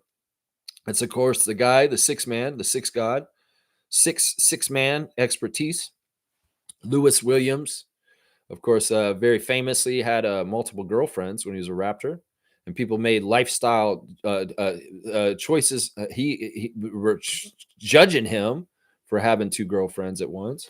Yeah, Lou Williams. I don't think that's that hard, but I also don't think it's totally easy. So I'm going to give 100 points to James for the classic card of the day. That's right. Smooth, you're in there late. W to James. That's right. That's right. It wasn't James Harden today, guys. We didn't get the trifecta of James Harden cards right in a row. That would have been really weird if we pulled another James Harden card on that day. That'd be really weird, man. So 100 points to James for Lou Williams because it is classic, and that card was kind of hard to see. Yeah, Fiercey, you're like way behind. We've done this like we did this a half an hour ago. Everybody's trying to break the news that we got Angel Reese's brother. I'm telling you right now, I'm not thrilled about this. I don't care. This is not a big deal, guys. Julian Reese, I don't know who he is. I don't know if he's any good. Trevor says he's good, but he's not an NBA player if he didn't get drafted. He's going to the G League. And honestly, I think the most exciting thing about getting Julian Reese is the possibility that maybe his sister might want to come to Toronto and play for the Tempo. But that's it. It's not a needle pusher. It's not like this guy's going to be a Raptor. He's going to Mississauga. And he's it'll be interesting to see him play. But yeah, that's what I say. He's underrated ISO player. All right, well, we'll just have to see what he's all about, man. In some ways, yeah. Oh, you're the fourth one. Okay, so you just put it in just for fun. Okay, I was like, what's going on here? Y'all are acting like you're breaking news. We just talked about this. All right, let me run it down real quick for the game tonight. The keys to the victory, the win, the game, the path of the victory to the win is the Raptors have a better talented team than the Nets. The Nets are very young and they're inexperienced, and the Raptors need to utilize their expertise as an older team and a more talented team to dominate the Nets and absolutely rout them. That's the best outcome right there. If the game is close and there's a little bit of going back and forth, well, in some ways we're playing to their level, and it's going to be kind of like the other preseason games that have been close right down the wire, and somebody will just have to execute the best at the end of the game to steal the win. So that's really kind of what I see. Some people are trying to say, oh, we're going to rout them by 40. We're going to do this. We're going to do that. Nah, I think if I'm really making an educated guess for the game tonight, I think the Raptors will win by like 10 or 12 points. And I hope that's what it is. If it's a rout, I'm fine with it. If we rout them too. But yeah, that's what I think it's going to be. Really utilize your experience and their better talent. Our team is way more talented than their team. And it needs to be shown tonight, especially since we're not doing tryouts for the end of the bench and who's going to get cut. We did all the cuts yesterday. It's like we're ahead on our homework. So we should see a regular rotation look for the Raptors. And if that's happening against the Nets, yeah, we should dominate them. That's just the 1 + 1 = 2. Oh, okay, we're going to play the regular rotation because we just cut all the guys trying to make the team. Yeah, we should kick their ass today. If we don't, something's wrong. Starters should be playing, James. Now, there may be a couple guys that are in or out. We'll just have to see. I think Grady will be back tonight. I'm not totally sure if Colin will be back, though. And then, it's up in the air. Maybe they don't play Scotty tonight. Maybe they don't play RJ. I don't know. This is in flux. It's likely there'll be somebody sitting. I think it's very likely that Brandon will be playing tonight since it's Brandon Ingram night. So we should see Brandon playing tonight. That's for sure. Fiercely Sam mentioned it because of the correlation of high-profile players coming to Toronto and encouraging their peers to come as well. What do you mean mention what? Oh, wait, hang on. You're writing in stuff and I didn't see it. Don't know if it was we mentioned it, but Colin's girlfriend has an ACL tear and is out for the season. Yeah, I went over that the day after it happened. I mentioned that Chloe has an ACL tear and she's going to be out for her senior season at South Carolina. Yeah, we did go over that. At some point on the show, right around when it happened. Neil saying, never look down on your competition to dominate, never underestimate. Yeah. I mean, this is something that's going to be the thing that's going to it's going to make justice prevail. Is that some people are underestimating just the power of the people, and the power of the people is the most powerful power out there. You could say it trumps Trump. Yeah. The power of the people will be the overlying thing that decides things in the end. And well, if enough people are brainwashed and stupid, well, they may win. But if enough people resist and understand that hate is not the answer, the power of the people will prevail and justice will be served. And that's what I truly believe, because you have to have a belief and faith and goodness and God and the creator that, he didn't create a world of hell. He didn't create a world for us to suffer and be sad. He created a world for us to live and flourish and be happy as his children. So in some ways, it's ungodlike to go MAGA and ICE and anti-Christian to be such a hateful person, and that God's going to even everything out in the end in his ways that he does. That's what I think, man. That's what I think right there. That's right. All right. Real quick, the refs again tonight. Ed Malloy is the head ref. He favors the Nets which is really weird. He has a better record with the Nets than the Raptors. Jonathan Sterling is the second ref, and he is favoring the Raptors, even though we have our worst win percentage with him. It's 42-38 is the split. And then John Conley is the third ref. He's very friendly to the Raptors. He heavily favors the Raptors. John Connolly, 56-25 is the split on that. So the refs are shady. Ed Malloy's in charge. If the game's close at the end of the game and is the possible to help the Nets win, he will. He'll do that. So pay attention to that tonight. Hopefully the Raptors just get a good double-digit lead and they don't allow Ed Malloy to have any say in who's going to win the game tonight. Because if it's close, just like in in-season tournament games that we've had against the Nets and the Celtics in the past, Ed Malloy will manipulate the game to help those other two teams. So pay attention to him. He's one of the worst refs in the leagues right now. He's one of the shadiest refs. He's absolutely a ref I don't respect, and I really do feel like he is not fucking on the up and up. If there's any kind of refs in the league that are doing shady shit like Tim Donaghy, it's Scott Foster and Ed Malloy. And in some ways, like I said, Ed Malloy is often doing the bidding of what the NBA storylines want to do. He's an important ref that comes and directs water for teams that they want to win. In fact, Ed Malloy directly helps the Celtics get better wins every season. So just be aware of that as far as with our ref crew tonight. And you can maybe pay attention to it. If you see him being unfair to the Raptors, you'll know that's the assignment. That's the assignment. All right, y'all. Thanks for watching the Raptor Freak. We're at 2.5 hours right now. Check out To The Point and my appearance on there this morning. Give them some views, guys. Give them a subscription. And I'll be back tomorrow to react to the game. Remember, you can call into the game if you have call into the show tomorrow on the call-in show and the reaction show tomorrow to the Brooklyn Nets game. All right, and we'll find out more about Shamshay as we go. Let's go, Raptors. Beat the Nets. Yeah!